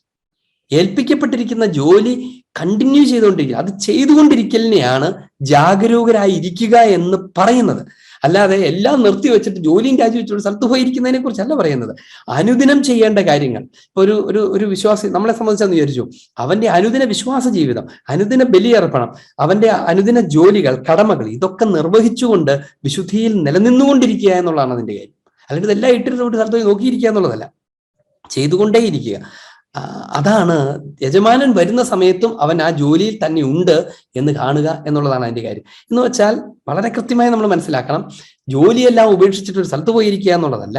പകരം നമ്മൾ ചെയ്യാൻ എന്തൊക്കെ ആവശ്യപ്പെട്ടിരിക്കുന്നോ അത് ആധ്യാത്മിക ജീവിതത്തിലും ഭൗതിക ജീവിതത്തിലും വിശ്വാസ ജീവിതത്തിലും അനുദിന ജോലികളുടെ ജീവിതത്തിലും ചെയ്യേണ്ടതൊക്കെ സൂക്ഷ്മതയോടെ ചെയ്തുകൊണ്ടേയിരിക്കുക എന്നുള്ളതാണ് അതിന്റെ കാര്യം. ചെയ്തുകൊണ്ടേയിരിക്കുക. അങ്ങനെ നന്മയിൽ വ്യാപൃതനായിരിക്കുന്ന, ജോലിയിൽ ഉത്തരവാദിത്തങ്ങൾ, അത് ദൈവത്തോടും മനുഷ്യരോടുള്ള കടമകളിൽ മുഴുകിയിരിക്കുന്ന, നിരന്തരം വ്യാപരിക്കുന്നവനെ കുറിച്ചാണ് ഈ പറയുന്നത്. അങ്ങനെ ഒരു നിരന്തരം വ്യാപരിക്കലാണ് ഈ പറഞ്ഞ ജാഗരൂകരായിരിക്കൽ എന്ന് പറയുന്നത്. അല്ലാതെ വാതിൽക്കലേക്ക് നോക്കി ഒരു സ്ഥലത്ത് പോയിട്ട് ഒരു കൂടാരത്തിൽ കയറി കണ്ണു നട്ടിരിക്കുന്ന പരിപാടിയല്ലത്. അതുകൊണ്ട് അതിനെ ആ അർത്ഥത്തിൽ തന്നെ വളരെ വ്യക്തതയോടുകൂടെ മനസ്സിലാക്കണം എന്നുള്ളതാണ് ലോകാവസാനത്തെക്കുറിച്ചുള്ള പ്രബോധനത്തിന്റെ ആദ്യത്തെ ഒരു കാര്യം. കാരണം മുഴുവൻ സമയത്തും കർത്താവ് പറയുന്നത് നിങ്ങൾ വഴിതെറ്റിക്കപ്പെടും എന്ന് തന്നെയാണ്. അങ്ങനെ വഴിതെറ്റിക്കപ്പെടാതിരിക്കാനായിട്ട് ശ്രദ്ധിക്കണം എന്നുള്ളതാണ് അതിന്റെ അർത്ഥം. ഈ മത്തായിയുടെ സുവിശേഷം 25:13 അതാണ് പറയുന്നത്. അതുകൊണ്ട് ജാഗരൂകരായിരിക്കും, ആ ദിവസം മണിക്കൂറോ നിങ്ങൾ അറിയുന്നേ ഇല്ല എന്നുള്ളതാണ്. എന്നാൽ ലോകാവസാനം എന്നതൊരു യാഥാർത്ഥ്യമാണെന്നും ഈശോ വളരെ കൃത്യമായി തന്നെ പഠിപ്പിക്കുന്നതായിട്ട് നമ്മൾ കഴിഞ്ഞ ടെക്സ്റ്റ് ഭാഗങ്ങളൊക്കെ ചേർത്ത് കഴിഞ്ഞപ്പോൾ ഞാനൊരു വിശുദ്ധഗ്രന്ഥത്തിന്റെ ഒരു സുവിശേഷത്തിന്റെ ഒരു ഭാഗം മാത്രം എടുത്തു പറഞ്ഞു. ധാരാളം എല്ലാ സുവിശേഷങ്ങളും ഇതേ വിധത്തിൽ തന്നെ അത് പഠിപ്പിക്കുന്നുണ്ട് എന്നുള്ളതാണ് അതിന്റെ കാര്യം. ലോകാവസാനത്തെക്കുറിച്ചുള്ള പ്രബോധനം അത് അവഗണിക്കപ്പെടേണ്ട ഒന്നല്ല, അത് ഗൗരവമായി കണക്കാക്കേണ്ടതാണ്. ഏതർത്ഥത്തിലാണ് എന്നതാണ് ഇപ്പൊ നമ്മൾ പറഞ്ഞത്. അതിന്റെ സമാപനത്തിൽ പറഞ്ഞ കാര്യം ഇതാണ്: സദാ പ്രവർത്തന നിരതരായിരിക്കലാണ് യുഗാന്ത്യത്തെ കാത്തിരിക്കൽ. ലോകാവസാനത്തെ കാത്തിരിക്കേണ്ടത് അങ്ങനെയാണ്. അതാണ് ലോകാവസാനത്തെ കാത്തിരിക്കൽ എന്ന് പറയുന്ന കാര്യം തന്നെ. ഇനി എന്താണ് സത്യത്തിൽ ഈ ലോകാവസാനത്തിൽ സംഭവിക്കുക? ഇതൊരു പ്രധാനപ്പെട്ട ചോദ്യമല്ലേ. ലോകാവസാനത്തിൽ എന്താണ് സംഭവിക്കുക? ഇതെല്ലാം കൂടി ഡുമ്മെന്ന് പറഞ്ഞെങ്കിൽ ഇല്ലാണ്ടാവുകയാണോ? എന്താണ് ഇവിടെ സംഭവിക്കാനിരിക്കുന്നത് എന്നതിനെ കുറിച്ച് നമുക്ക് വലിയ ഒരു ആശങ്കയുണ്ട്, ജിജ്ഞാസയുണ്ട്. ലോകാവസാനത്തെക്കുറിച്ചുള്ള, യുഗാന്ത്യത്തെക്കുറിച്ചുള്ള പരാമർശം അത് സത്യത്തിൽ ലോകത്തെക്കുറിച്ച് പറയുന്നതല്ല. ലോകാവസാനത്തെക്കുറിച്ചുള്ള പരാമർശം ലോകത്തെക്കുറിച്ച് പറയുന്നതല്ല. അത് ഈശോയുടെ സുവിശേഷത്തിലെ പ്രബോധനങ്ങളിലായാലും ലേഖനങ്ങളിലെ കാര്യങ്ങളിലായാലും സഭയുടെ പ്രബോധനത്തിൽ എല്ലാത്തിലും നിറഞ്ഞു നിൽക്കുന്ന ലോകാവസാന പ്രബോധനം, അതിന്റെ ഏറ്റവും വലിയൊരു ട്വിസ്റ്റ് എന്ന് പറയുന്നത് എന്താണെന്നറിയാമോ? അത് ലോകത്തിന്റെ അന്ത്യത്തെക്കുറിച്ച് പറയാനുള്ളതല്ല, അതൊക്കെ അതിന്റെ ഭാഗമാണെന്ന് മാത്രം. പകരം എന്താണ്? യുഗാന്ത്യം ഒരു സഭാത്മക രഹസ്യമാണ് എന്ന് പറയാൻ വേണ്ടിയിട്ടുള്ളത്. ഒരു തിരുസഭാത്മക രഹസ്യമാണ്. തിരുസഭയെ സംബന്ധിക്കുന്ന ഒരു രഹസ്യമാണ് യുഗാന്ത്യത്തെക്കുറിച്ചുള്ള പരാമർശം എന്നുള്ളതാണ് അതിന്റെ കാര്യം. എന്ന് വെച്ചാൽ എന്താണ് ഇതിന്റെ അർത്ഥം? തിരുസഭയുടെ ഭാഗധേയത്തെക്കുറിച്ചാണ് ഈ സംസാരിക്കുന്നത് മുഴുവൻ. അല്ലാണ്ട് ഈ കെട്ടിടവും ലോകം മുഴുവൻ കൂടി ഇടിഞ്ഞു തകർന്ന് വീഴുന്നതിനെ കുറിച്ചല്ല. സഭയ്ക്ക് എന്താണ് സംഭവിക്കാനിരിക്കുന്നത് എന്നതാണ് അതിന്റെ പരാമർശ വിഷയം എന്നുള്ളതാണ് അതിന്റെ കാര്യം. എന്തുകൊണ്ടാണ് അങ്ങനെ പറഞ്ഞത്? അത് സഭയുടെ ഡോക്യുമെന്റുകൾക്കകത്തുള്ള ചില ടെക്സ്റ്റുകൾ ഞാൻ എടുത്ത് തന്നെ പറഞ്ഞങ്ങ് തുടങ്ങാം. നോക്കുക, ഈ ലൂബൻ ജൻസ്യത്തിന്റെ നമ്മളിപ്പോൾ പഠിച്ചുകൊണ്ടിരിക്കുന്ന അധ്യായം, ആ അധ്യായത്തിന്റെ 48ാമത്തെ പാരഗ്രാഫ്, അതിനകത്ത് ഇങ്ങനെയാണത്: രക്ഷയുടെ സാർവത്രിക കൂദാശയായി അവിടുന്ന് തിരുസഭയെ സ്ഥാപിച്ചു.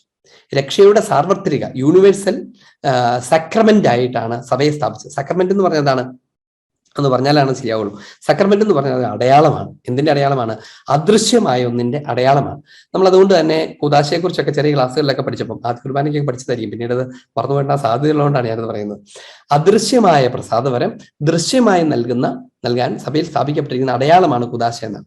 സക്രമെന്റ് എന്ന് പറയുന്ന കാര്യത്തിന്റെ ഫണ്ടമെന്റൽ ആയിട്ടുള്ള അർത്ഥം ഇതാണ്: ഇൻവിസിബിൾ ആയിട്ടുള്ള ഒരു കാര്യത്തെ വിസിബിളായി നൽകാൻ ഉപയോഗിക്കുന്ന അടയാളമാണ് കൂദാശ എന്നാണ്.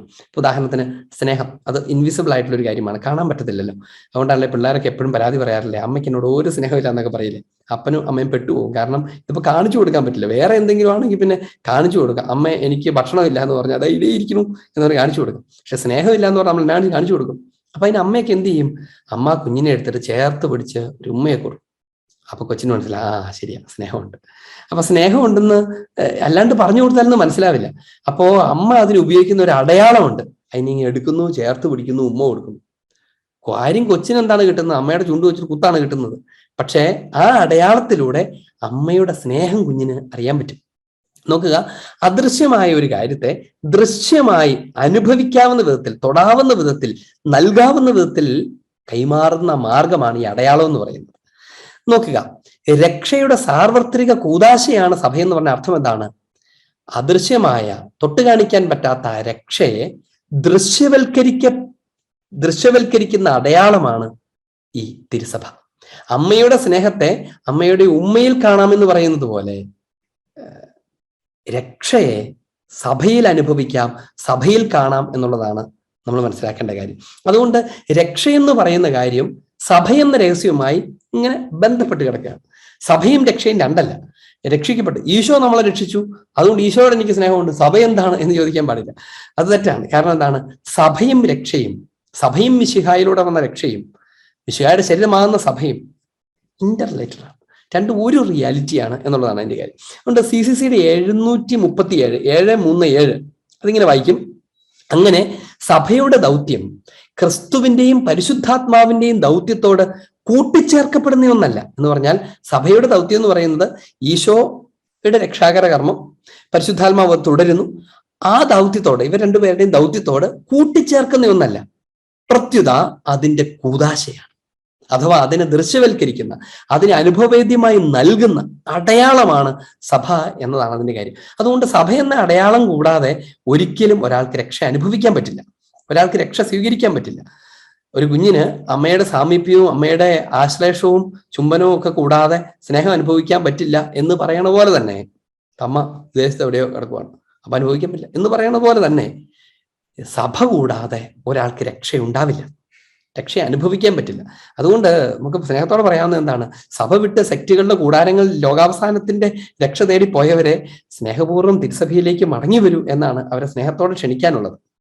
ഇനി ലൂമൻ ജൻസ്യത്തിന്റെ 3:5 അത് കോട്ട് ചെയ്യാണ് CCCയുടെ 669.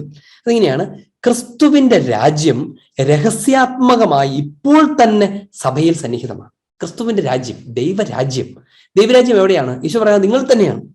ദൈവരാജ്യം ഇവിടെ തന്നെയാണ്. അത് ആരംഭിച്ചു കഴിഞ്ഞിരിക്കുന്നു എന്ന് ഈശോ പഠിപ്പിക്കുന്നതിന്റെ കാരണം ഇതാണ്. സഭ സ്ഥാപിക്കപ്പെടുന്നതോടെ ദൈവരാജ്യം ആരംഭിച്ചു കഴിഞ്ഞു. ദൈവരാജ്യമാണ് സഭ, സഭ തന്നെയാണ് ദൈവരാജ്യം. ഇത് വെറുതെ ആലങ്കാരികമായി പറഞ്ഞാൽ അങ്ങനെ തന്നെയാണ്. സഭ തന്നെയാണ് ദൈവരാജ്യം. സഭയുടെ ദൈവരാജ്യത്തിന്റെ വിത്താണ് സഭയിലുള്ളത്. സഭയാണ് ആ വിത്ത്. അത് പൊട്ടി മുളച്ച് അത് പൂർത്തിയിലേക്ക് എത്തും. പക്ഷെ ഈ സഭ തന്നെയാണ് ദൈവരാജ്യം. അതുകൊണ്ടാണ് ക്രിസ്തുവിന്റെ രാജ്യം രഹസ്യാത്മകമായി, മിസ്റ്റിക്കലായി അത് ഇപ്പോൾ തന്നെ സഭയിൽ സന്നിഹിതമാണ്. ഭൂമിയിൽ രാജ്യത്തിന്റെ വിത്തും ആരംഭവുമായി സഭ സ്ഥിതി ചെയ്യുന്നു. ഈ ദൈവരാജ്യത്തിന്റെ വിത്തായിട്ടും ആരംഭമായിട്ടും സഭയിൽ, ഭൗമിക സഭയിൽ അത് പൂർത്തീകരിച്ചിട്ടില്ല, സ്വർഗീയ സഭയിലാണ് അത് പൂർത്തീകരിക്കുന്നത്. പക്ഷെ ഇവിടെ അത് വിത്തായും ആരംഭമായും സഭയിൽ തന്നെ അത് സ്ഥിതി ചെയ്യുന്നു എന്നുള്ളതാണ് അതിന്റെ കാര്യം. ഇനി അടുത്തത് വീണ്ടും ഈ സഭയിലൂടെ നടക്കുന്ന രക്ഷയെക്കുറിച്ച് പറയുന്നത് CCCയുടെ 1047 1047 അതിങ്ങനെയാണ്. ഈ ദൃശ്യ പ്രപഞ്ചം തന്നെയും രൂപാന്തരപ്പെടാനായി സൃഷ്ടിക്കപ്പെട്ടതാണ്. അതിനെക്കുറിച്ച് ഞാൻ ആദ്യം പറഞ്ഞു തുടങ്ങിയത്. അത് സഭയുടെ പ്രബോധനമാണ്. 1047 നമ്മളിങ്ങനെ വായിക്കും, ഈ ദൃശ്യ പ്രപഞ്ചം തന്നെയും എന്തിനു വേണ്ടി സൃഷ്ടിക്കപ്പെട്ടതാണ്? എന്തിനു വേണ്ടിയാണ് സൃഷ്ടിക്കപ്പെട്ടിരിക്കുന്നത്? രൂപാന്തരപ്പെടാനായി, സ്വർഗീയ അവസ്ഥയിലേക്ക് ട്രാൻസ്ഫിഗർ ചെയ്യാനായിട്ട് സൃഷ്ടിക്കപ്പെട്ടതാണ്. മനുഷ്യൻ മാത്രമല്ല, മനുഷ്യന്റെ ഏതോ പ്രത്യേക അർത്ഥത്തിൽ ഇവയൊക്കെ ദൈവത്തിലേക്ക്, ദൈവത്തിന്റെ ലോകത്തിലേക്ക്, ദൈവത്തിന്റെ ശരീരത്തിലേക്ക് റീയുണൈറ്റ് ചെയ്യപ്പെടാൻ, രൂപാന്തരപ്പെടാനായിട്ട് സൃഷ്ടിക്കപ്പെട്ടതാണ് എന്നാണ്. ഈ 42 തന്നെയുള്ള CCCയുടെ 1042 തന്നെയുള്ള തുടർന്ന് പഠിപ്പിക്കുകയാണ്, സമയത്തിന്റെ സമാപ്തിയിൽ ദൈവരാജ്യം അതിന്റെ പൂർണ്ണതയിലെത്തും. നോക്കുക, സമയത്തിന്റെ സമാപ്തിയിൽ ദൈവരാജ്യം അതിന്റെ പൂർണ്ണതയിലെത്തും. ഇവിടെ ദൈവരാജ്യം എന്താണ്? സഭയാണ്, ഭൗമിക സഭയാണ്. ഈ ഭൗമിക സഭയാകുന്ന ദൈവരാജ്യം അതിന്റെ പൂർണ്ണതയിലേക്ക് പ്രവേശിക്കും സമയത്തിന്റെ സമാപ്തിയിൽ. അതാണ് നമ്മൾ പറഞ്ഞ യുഗാന്ത്യത്തിൽ. ലോകാവസാനത്തിൽ എന്താണ് സംഭവിക്കുക? സഭ പൂർണ്ണമായും സ്വർഗീയ സഭയായി മാറും. ഇപ്പൊ ഭൗമിക സഭയുണ്ട്. ഈ ഭൗമിക സഭ സ്വർഗീയ സഭയോട് ചേർന്ന് അത് രണ്ടും ഒന്നായി തീർന്ന് സ്വർഗീയ സഭയായി തീരും. തുടർന്ന് പഠിപ്പിക്കുകയാണ്, പ്രപഞ്ചം മുഴുവൻ നവീകരിക്കപ്പെടുകയും ചെയ്യും. പ്രപഞ്ചം മുഴുവൻ നവീകരിക്കപ്പെടുകയും ചെയ്യും. സഭയിലൂടെയാണ് സംഭവിക്കുന്നത് ഓർക്കണം. സഭയിലാണ് ഇത് രണ്ടും നടക്കുന്നത്. പ്രപഞ്ചം യുഗാന്ത്യം സംഭവിക്കുന്നത്, രക്ഷ നടക്കുന്നതും, അതുപോലെ തന്നെ ഈ ദ ഹോൾ യൂണിവേഴ്സ് നവീകരിക്കപ്പെടുന്നതും തിരുസഭയിലാണ്. എന്നിട്ട് ഈ CCCയുടെ 1046 പറഞ്ഞൊരു വാചകം വളരെ ശ്രദ്ധേയമാണ്. ഇങ്ങനെയാണ്, സൃഷ്ടി ജീർണതയുടെ അടിമത്തത്തിൽ നിന്ന് മോചിതമാകും. ദ ക്രിയേറ്റർ യൂണിവേഴ്സ് അത് ജീർണിക്കാവുന്ന വിധത്തിലാണ്. ഞാൻ ആ തുടക്കത്തിൽ ഇതിനെക്കുറിച്ച് പറയാം. ഇങ്ങനെ ജീർണിച്ചു പോകാവുന്ന അവസ്ഥയിൽ നിന്ന് മോചിക്കപ്പെടും എന്ന് പറഞ്ഞാൽ നിത്യതയിലേക്ക് പ്രവേശിക്കുമെന്നർത്ഥം. നശിച്ചു പോകുന്ന, മരിക്കുന്ന, അവസാനിക്കുന്ന അവസ്ഥയിൽ നിന്ന് മോചിക്കപ്പെടും. എന്നിട്ടത് നിത്യതയിലേക്ക് പ്രവേശിക്കും. നിത്യതയിൽ നിലനിൽക്കാൻ നമുക്കറിയാം ഈ ബയോളജിക്കൽ ഫാക്ടേഴ്സ് ഒന്നും പറ്റത്തില്ല, അല്ലെ? ഈ കോശങ്ങൾക്കൊന്നും നിത്യതയിൽ നിലനിൽക്കാൻ പറ്റില്ല, ഈ ചെടികൾക്കൊന്നും നിത്യതയിൽ നിലനിൽക്കാൻ പറ്റില്ല. അപ്പോൾ അത് മറ്റൊരവസ്ഥയിലാണ്, അത് സ്വർഗീയ അവസ്ഥയിലാണ്, അത് പൂർണ്ണതയുള്ള സൃഷ്ടിയുടെ പൂർണ്ണതയുടെ അവസ്ഥയിലാണ്. അതിലേക്കുള്ള ഒരു ട്രാൻസിഷൻ ആയിട്ട് വേണം ഈ യുഗാന്ത്യത്തെ കണക്കാക്കാൻ. അതൊരു അന്ത്യം എന്ന് പറഞ്ഞതിനേക്കാൾ ട്രാൻസിഷൻ ആയിട്ട് തന്നെ കണക്കാക്കണം എന്നതാണ് അതിന്റെ കാര്യം. അതുകൊണ്ട് ഈ യുഗാന്ത്യത്തെക്കുറിച്ച് പഠിപ്പിക്കുമ്പം നമ്മളിപ്പോൾ പഠിച്ചുകൊണ്ടിരിക്കുന്ന ലൂമൻജൻസ്യത്തിന്റെ അധ്യായം അത് ആരംഭിക്കുന്ന ഇങ്ങനെയാണ്, തന്റെ ശിഷ്യന്മാരിൽ ജീവിപ്പിക്കുന്ന ആത്മാവിനെ ദൈവം നിക്ഷേപിച്ചു. ഈ യുഗാന്ത്യത്തിലേക്ക് നമ്മെ കൊണ്ടുപോകാൻ വേണ്ടി ചെയ്ത ചില പ്രവർത്തികൾ എന്നെ പറയാണ്. ഒന്ന്, തന്റെ അപ്പസ്തോലന്മാരിലേക്ക് തന്റെ ആത്മാവിനെ, ജീവിപ്പിക്കുന്ന ആത്മാവിനെ അവിടുന്ന് നിക്ഷേപിച്ചു. ആ ആത്മാവ് വഴിയാണ് നിത്യജീവനിലേക്ക് നമ്മൾ പ്രവേശിക്കുന്നത്. ഇനി പിതാവിന്റെ വലതുവശത്ത് ഉപവിഷ്ടനായി ഇരിക്കുന്നു ഈശോ. ഈ വാചകം ഭയങ്കര ശ്രദ്ധേയമാണ്. ഈ ലോകാവസാനത്തെക്കുറിച്ച് പറഞ്ഞ ചില വാക്കുകൾ. പിതാവിന്റെ വലതുവശത്ത് ഉപവിഷ്ടനായി ഭൂമിയിൽ പ്രവർത്തിക്കുന്നു എന്നാണ് ഈശോയെക്കുറിച്ച് പറയുന്നത്. ഉദ്ധിതനായ മിശിഹായെക്കുറിച്ച് തിരുസഭ പഠിപ്പിക്കുന്നതായിരുന്നാണ്, പിതാവിന്റെ വലതുവശത്ത് ഉപവിഷ്ടനായി ഭൂമിയിൽ പ്രവർത്തിക്കുന്നു. അവിടുന്ന് ഇവിടെ തന്നെയാണ്, ഭൂമിയിൽ തന്നെയാണ് പ്രവർത്തിക്കുന്നത്. അതേസമയം അവിടുന്ന് പിതാവിന്റെ വലതുവശത്തായിരിക്കുകയും ചെയ്യുന്നു. വലതുവശം എന്നൊക്കെ പറയുമ്പം ഒരു മനുഷ്യന്റെ റൈറ്റ് ഹാൻഡ് സൈഡിൽ നിന്നും വിചാരിക്കരുത്. അതൊരു ആലങ്കാരിക പ്രയോഗമാണ്. അതായത് രാജാവിന്റെ ഒക്കെ വലതുവശത്തിരിക്കുന്നത് രാജകുമാരൻ ഒക്കെയാണ് ഏറ്റവും പ്രധാനപ്പെട്ട ആൾ എന്നുള്ള അർത്ഥത്തിലൊക്കെയാണ്. വലതുവശം, റൈറ്റ് പ്ലേസ്, നന്മയുടെ വശം എന്നൊക്കെയുള്ള അർത്ഥങ്ങളൊക്കെയാണ്. അപ്പൊ പിതാവിനോട് കൂടെ ആയിരിക്കുക എന്നൊക്കെയാണ് അതിന്റെ അർത്ഥമുള്ളൂ. അല്ലാണ്ട് സ്വർഗത്തിൽ പോയിട്ട് അവിടെ വലതുവശത്തിരിക്കുകയാണ് എന്നുള്ളതല്ലല്ലോ അതിന്റെ അർത്ഥം. പിതാവിനോട് കൂടെ ആയിരിക്കുന്നു, പിതാവിന്റെ നല്ല ഭാഗത്തായിരിക്കുന്നു എന്നുള്ള അർത്ഥത്തിലൊക്കെയാണത്. ഇനി അതെന്തിനാണ്? മനുഷ്യരെ തിരുസഭയിലേക്ക് ആകർഷിക്കാനാണ് എന്നാണ്. മനുഷ്യനെ തിരുസഭയിലേക്ക് ആകർഷിക്കാൻ വേണ്ടിയിട്ടാണ്. അതുവഴി തന്റെ മഹത്വപൂർണമായ ജീവിതത്തിൽ അവരെ പങ്കാളികളാക്കാനാണ്. അപ്പൊ നോക്കിക്കേ, യുഗാന്ത്യം, ലോകാവസാനം എന്ന് പറഞ്ഞ സത്യത്തിൽ എന്താണ്? തൻ്റെ ഗ്ലോറിഫൈഡ് എക്സിസ്റ്റൻസിൽ, തൻ്റെ മഹത്വപൂർണമായ ജീവിതത്തിൽ, സ്വർഗീയ ജീവിതത്തിൽ നമ്മെ പങ്കാളികളാക്കുന്നതിനെയാണ് യുഗാന്ത്യം എന്ന് പറയുന്നത്. ലോകാവസാനം എന്ന് പറയുന്നത് ദൈവം, കർത്താവ് തൻ്റെ മഹത്വീകൃത ജീവിതത്തിൽ നമ്മെ പങ്കാളികളാക്കുന്നതാണ്. ഈശോയുടെ മഹത്വപൂർണമായ ജീവിതത്തിൽ പങ്കാളിയാകുന്നതിനെയാണ് സ്വർഗമെന്ന് വിളിക്കുന്നത്. ഈശോയുടെ മഹത്വീകൃത ജീവിതത്തിൽ നമ്മൾ പങ്കാളികളാകുന്ന അവസ്ഥയാണ് സ്വർഗം. സ്വർഗം എന്ന് പറഞ്ഞ ഒരു പ്ലേസോ പൂന്തോട്ടമോ ഒന്നുമല്ല, കുറെ വീടുള്ള ഒരു സ്ഥലമൊന്നുമല്ല. ചില മതങ്ങളുടെയൊക്കെ സ്വർഗത്തെക്കുറിച്ചുള്ള അവതരണങ്ങൾ ഭയങ്കര എന്താ പറയാ, നമ്മൾ ചിരി ഉണർത്താനൊക്കെ പോകുന്നതാണ്. അവിടെ പുഴയൊക്കെ ഉണ്ട്, അവിടെ മരമൊക്കെ ഉണ്ട്, അതിൽ നിറയെ പഴമുണ്ട്. ഒരു പഴം പറിക്കുമ്പോൾ അവിടെ കുറെ പഴങ്ങളൊക്കെ ഉണ്ടാകുന്ന വിധത്തിലാണ് ഇരിക്കുന്നത്. അവിടെ ഒത്തിരി കന്യകമാരുണ്ട്, അവരൊക്കെ ആയിട്ട് ലൈംഗിക സംയോഗത്തിൽ നിരന്തരം ഏർപ്പെട്ടുകൊണ്ടിരിക്കുന്ന ആനന്ദമാണ്. മദ്യത്തിന്റെ പുഴയുണ്ട് എന്നൊക്കെ പറയുന്നത് നമ്മൾ ചിരി ഉണർത്താൻ പോകുന്നതാണ്. അത് മനുഷ്യന്റെ വിചാരമാണ്. ഇവിടെ രസമുള്ള സാധനം ഇതൊക്കെയാണെങ്കിൽ ഇതിന്റെയൊക്കെ അങ്ങ് ഒരു വലിയ ഒരു മുട്ടൻ സുഖമൊക്കെ ആയിരിക്കും അവിടെ എന്ന് വിചാരിക്കുന്നതാണ്. അതെന്താ, അത് തീർത്തും ഭൗമികമാണ്, മാനുഷികമാണ്, നിസാരമാണ്. ഈശോ നമുക്ക് വെളിപ്പെടുന്ന സ്വർഗം അത് അഭൗമികമാണ്.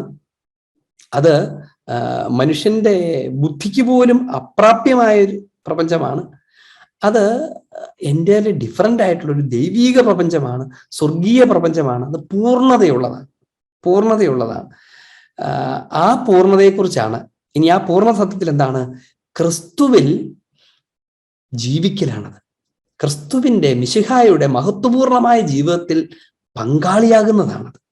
അതുകൊണ്ട് അത് കുറെ കൂടെ സ്പിരിച്വലാണ്, അത് കുറെ കൂടെ മിസ്റ്റിക്കലാണ്, രഹസ്യാത്മകമാണ്. നമ്മൾ പലപ്പോഴും വിചാരിക്കുന്ന പോലെ ചുമ്മാ ഭൗമികമല്ല. സ്വർഗത്തെക്കുറിച്ച് കുഞ്ഞുങ്ങൾക്ക് നമ്മൾ പറഞ്ഞു കൊടുക്കാൻ വേണ്ടി അതൊക്കെ പറയാം. സ്വർഗത്തിൽ ചെല്ലുമ്പോണ്ടല്ലോ അവിടെ എങ്ങനെയായിരിക്കും, ഭയങ്കര രസമായിരിക്കും, നല്ല പൂന്തോട്ടമൊക്കെ ഉണ്ടാന്നൊക്കെ പറഞ്ഞു കൊടുക്കുന്നത് ബാലിശമാണ്. കുഞ്ഞുങ്ങൾക്ക് പറഞ്ഞു കൊടുക്കാൻ, ബാലന്മാർക്ക് പറഞ്ഞു കൊടുക്കാൻ ബാലിശം എന്ന് പറയുന്നത്. ബാലിശമായിട്ടൊക്കെ എങ്ങനെ അവതരിപ്പിക്കാം. പക്ഷെ ചില മതങ്ങൾ തന്നെ അവരുടെ ഔദ്യോഗിക പ്രബോധനത്തിനകത്ത് തന്നെ അത് ബാലിശമായിട്ട് അവതരിപ്പിക്കുമ്പം, പക്ഷെ അത് കേട്ടിട്ട് കുറെ ആളുകളൊക്കെ അതിന്റെ പുറകെയൊക്കെ പോവുക ചെയ്യുമ്പം അത് നമ്മളെ അത്ഭുതപ്പെടുത്തും. ശരിക്കും നമ്മളെ അത്ഭുതപ്പെടുത്തുന്നത് അതാണ്. ഇതൊക്കെ എങ്ങനെയാണ് ഒരു കോമൺ സെൻസിലൂടെ ഒരു മനുഷ്യന് വിചാരിക്കാൻ പറ്റുന്നത്? അത് ഈ മണ്ണിന്റെ സാധാരണ മനുഷ്യന്റെ സാധാരണ വിചാരങ്ങൾ എന്നേ അതിനെക്കുറിച്ച് പറയേണ്ടു. അപ്പൊ അതുകൊണ്ട് ലോകാവസാനത്തെക്കുറിച്ചുള്ള പരാമർശമെല്ലാം സഭയുമായി ബന്ധപ്പെട്ട് കിടക്കുന്നതാണ്, തിരുസഭയുമായി ബന്ധപ്പെട്ട് കിടക്കുന്നതാണ്. ചില ഈ CCCയുടെ ചില ഭാഗങ്ങൾ നമുക്ക് ഒന്ന് വായിച്ച് കേൾക്കുന്ന നല്ലതാണ്. 675 ഭാഗം സഭയുടെ അന്തിമ പരീക്ഷയെക്കുറിച്ചാണ് പറയുന്നത്. സഭയുടെ അന്തിമ പരീക്ഷ എന്ന് പറഞ്ഞാൽ ഇതിനകത്തെല്ലാം ഉൾച്ചേർന്നിരിക്കും. നമ്മൾ ഇനി അടുത്ത ദിവസങ്ങളിലൊക്കെ പറയാൻ പോകുന്ന ഇതാണ്. അതുകൊണ്ടാണ് ഞാൻ അതിനെക്കുറിച്ച് ഇനിഷ്യേറ്റ് ചെയ്യുന്നത്. സഭയുടെ യുഗാന്ത്യം, അങ്ങനെയാണ് അതിനെക്കുറിച്ച് ശരിക്കും പറയാം. ലോകാവസാനത്തെക്കുറിച്ച് പറഞ്ഞാൽ അർത്ഥം എന്താണ്? സഭയുടെ പൂർണ്ണത എന്നാണ് അതിന് മറ്റൊരു വാക്ക്.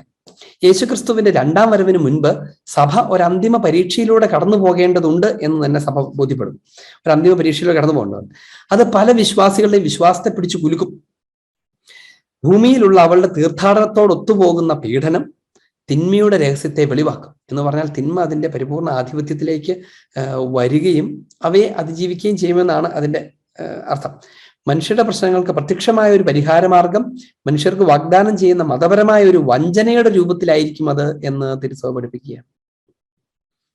അത് നമ്മൾ ശ്രദ്ധിക്കണം. മനുഷ്യരുടെ പ്രശ്നങ്ങൾക്ക് പ്രത്യക്ഷമായ ഒരു പരിഹാരമാർഗം മനുഷ്യർക്ക് വാഗ്ദാനം ചെയ്യുന്ന, നിന്റെ പ്രശ്നത്തിന് എന്താ ഇവിടെ ഒരു മാർഗമുണ്ട്, ഇതങ്ങ് ചെയ്താൽ നിന്റെ ആ പ്രശ്നം അങ്ങ് മാറും. ഇങ്ങനെ ഒരു കാര്യം ഇതിലേക്ക് വന്ന് നീ ഇങ്ങനെ അങ്ങ് ചെയ്തു, അപ്പൊ അതങ്ങ് മാറും. അങ്ങനെ മനുഷ്യന്റെ പ്രശ്നങ്ങൾക്ക് പ്രത്യക്ഷമായ ഒരു പരിഹാരമാർഗം മനുഷ്യർക്ക് വാഗ്ദാനം ചെയ്യുന്ന മതപരമായ ഒരു വഞ്ചനയുടെ രൂപത്തിലായിരിക്കും അത്. That would be a kind of cheating in a religious nature എന്നാണ് സഭ പഠിപ്പിക്കുന്നത്. ഞാൻ എടുത്തു പറയാതെ തന്നെ ചില കാര്യങ്ങൾ നിങ്ങൾക്ക് മനസ്സിലാക്കാൻ കഴിയും എന്ന് ഞാൻ വിചാരിക്കുന്നു. അത് ഒരു മതസ്വഭാവമുള്ള, ഒരു റിലീജിയസ് സ്വഭാവമുള്ള വഞ്ചനയുടെ രൂപത്തിലായിരിക്കും ഈ പീഡനങ്ങളുടെ അവസാനം എന്നാണ് സഭ അനാദി മുതൽ പഠിപ്പിച്ചുകൊണ്ടിരിക്കുന്നത്. നമ്മൾ ഓർക്കണം, അത് ചില മതങ്ങൾ പോലും ഉത്ഭവിക്കുന്നതിന് മുൻപേ പഠിപ്പിച്ചു തുടങ്ങിയതാണ് എന്നാണ് അതിന്റെ സത്യം. സത്യത്തെ പരിത്യജിക്കുക എന്ന വില അവർ അതിന് കൊടുക്കേണ്ടി വരും. സത്യത്തെ പരിത്യജിക്കുന്ന സത്യം മിശിഹായാണ്. മിശിഹായെ തള്ളിപ്പറഞ്ഞുകൊണ്ട് മിശിഹായിലൂടെ വെളിപ്പെടുത്തപ്പെട്ടിരിക്കുന്ന ദൈവിക രഹസ്യങ്ങളെ തള്ളിപ്പറഞ്ഞ് പുതിയ രഹസ്യങ്ങൾ ഉണ്ടാക്കുന്നതിനെ കുറിച്ചാണ് ഈ പറയുന്നത്. ഈ വിശുദ്ധ ഗ്രന്ഥത്തിൽ തന്നെ എത്ര തവണയാണെന്നറിയോ ഇത് ആവർത്തിച്ച് ഓർമ്മിപ്പിക്കുന്നത്, വാൺ ചെയ്യുന്നത്. അന്തിമ നാളുകളിൽ വ്യാജ പ്രവാചകന്മാർ പ്രത്യക്ഷപ്പെടും എന്ന് വിശുദ്ധ ഗ്രന്ഥം പഠിപ്പിക്കുകയാണ്. പ്രവാചകന്മാർ പ്രത്യക്ഷപ്പെടും. വ്യാജം പറയുന്ന, സത്യവിശ്വാസത്തിന് വിരുദ്ധമായി പഠിപ്പിക്കുന്ന പ്രവാചകൻ ഉണ്ടാകുമെന്ന് തന്നെയാണ് പഠിപ്പിക്കുന്നത്. പ്രവാചകന്മാർ ഉദയം ചെയ്യുമെന്നാണ് പഠിപ്പിക്കുന്നത്. വ്യാജ പ്രവാചകന്മാർ. അവരെന്ത് ചെയ്യും? സത്യത്തെ പരിത്യജിക്കാൻ നിർബന്ധിക്കും. മിശിഹായിലൂടെ നൽകപ്പെട്ടിരിക്കുന്ന സത്യത്തിനെതിരെ സംസാരിക്കാൻ, അവയെ മാറ്റി അവതരിപ്പിക്കാൻ അവർ ശ്രമിക്കും. മതപരമായ പരമവഞ്ചന അന്തിക്രിസ്തുവിൻ്റെതായിരിക്കും. Anti Christ. അന്തിക്രിസ്തു എന്ന് പറഞ്ഞാൽ അന്ത്യകാലത്ത് വരുന്ന ക്രിസ്തു എന്നല്ല, എതിർ ക്രിസ്തു എന്നാണ് അതിൻ്റെ അർത്ഥം. ആന്റി ക്രൈസ്റ്റ്, അതായത് ക്രിസ്തുവിനെതിരെ നിൽക്കുന്നത് എന്തും ആന്റി ക്രൈസ്റ്റാണ്. ക്രിസ്തുവിനെ നിഷേധിക്കുന്നതും ക്രിസ്ത്യാനിറ്റിയെ നിഷേധിക്കുന്നതും ക്രിസ്തുവിനെതിരെ നിൽക്കുന്നതും ആന്റി ക്രൈസ്റ്റാണ്. ഈശോയുടെ പ്രബോധനങ്ങൾക്കെതിരെ നിൽക്കുന്നതിന് ആണ് ആന്റി ക്രൈസ്റ്റ് എന്ന് വിളിക്കുന്നത്.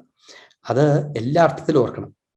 തിരുസഭയുടെ പ്രബോധനങ്ങൾക്കെതിരെ നിൽക്കുന്നത്, തിരുസഭയുടെ ക്രമീകരണത്തിനും കൂട്ടായ്മയ്ക്കും എതിരെ നിൽക്കുന്ന സെക്റ്റുകൾ, സത്യവിശ്വാസത്തെ, ക്രിസ്തീയ വിശ്വാസത്തെ തള്ളിക്കളഞ്ഞ് അതിനുശേഷം ഞങ്ങൾ പുതിയ പ്രവാചകൻ വന്നിരിക്കുന്നു എന്ന് പറയുന്നത് ഒക്കെ ആന്റി ക്രൈസ്റ്റ് ആണ് എന്ന് നമ്മളറിയാം.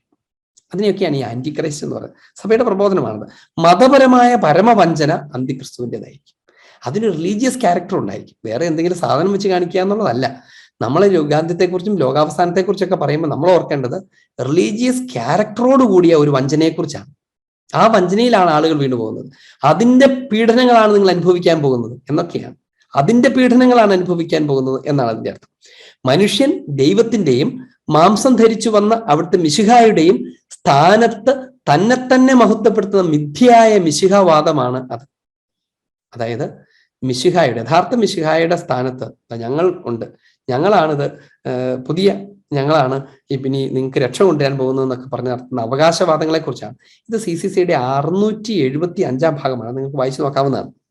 ഇനി 676 ഒരു കൊട്ടേഷൻ എങ്ങനെയാണ് കൊടുത്തേക്കുന്ന ഇതാണ്: യുഗാന്തപരമായ വിധിയിലൂടെ ചരിത്രത്തിന് അതീതമായി മാത്രം സാക്ഷാത്കരിക്കപ്പെടാൻ കഴിയുന്ന മെസയാനിക പ്രത്യാശയെ ശ്രദ്ധിച്ച് കേൾക്കണം. ഇത് അതായത് യുഗാന്ത്യമായ വിധിയിലൂടെ, യുഗാന്തപരമായ എസ്കറ്റോളജിക്കലായിട്ടുള്ള ദൈവത്തിന്റെ വിധിയിലൂടെ, മിശിഹായുടെ രണ്ടാമത്തെ ആഗമനം അത് വിധിയാണ്, വിധിയെക്കുറിച്ച് നമുക്ക് അടുത്ത ദിവസമൊക്കെ പറയാം.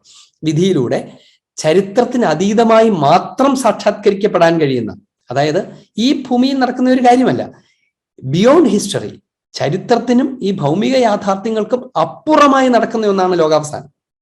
ഈ ഭൂമിയിൽ അവസാനം തകർന്നു വീഴുന്നതല്ല, അവയ്ക്ക് അതീതമായി നടക്കുന്ന, സാക്ഷാത്കരിക്കാൻ കഴിയുന്ന മെസയാനിക പ്രത്യാശയെ, മിശിഹാബന്ധിതമായ ക്രിസ്റ്റോളജിക്കലായിട്ടുള്ള പ്രത്യാശയെ ചരിത്രത്തിൽ സാക്ഷാത്കരിക്കാമെന്ന് അവകാശപ്പെടുന്ന ഓരോ പ്രാവശ്യവും അന്തിക്രിസ്തുവിന്റെ വഞ്ചനയുടെ നിഴൽ ലോകത്തിൽ പടർന്നു തുടങ്ങുന്നു.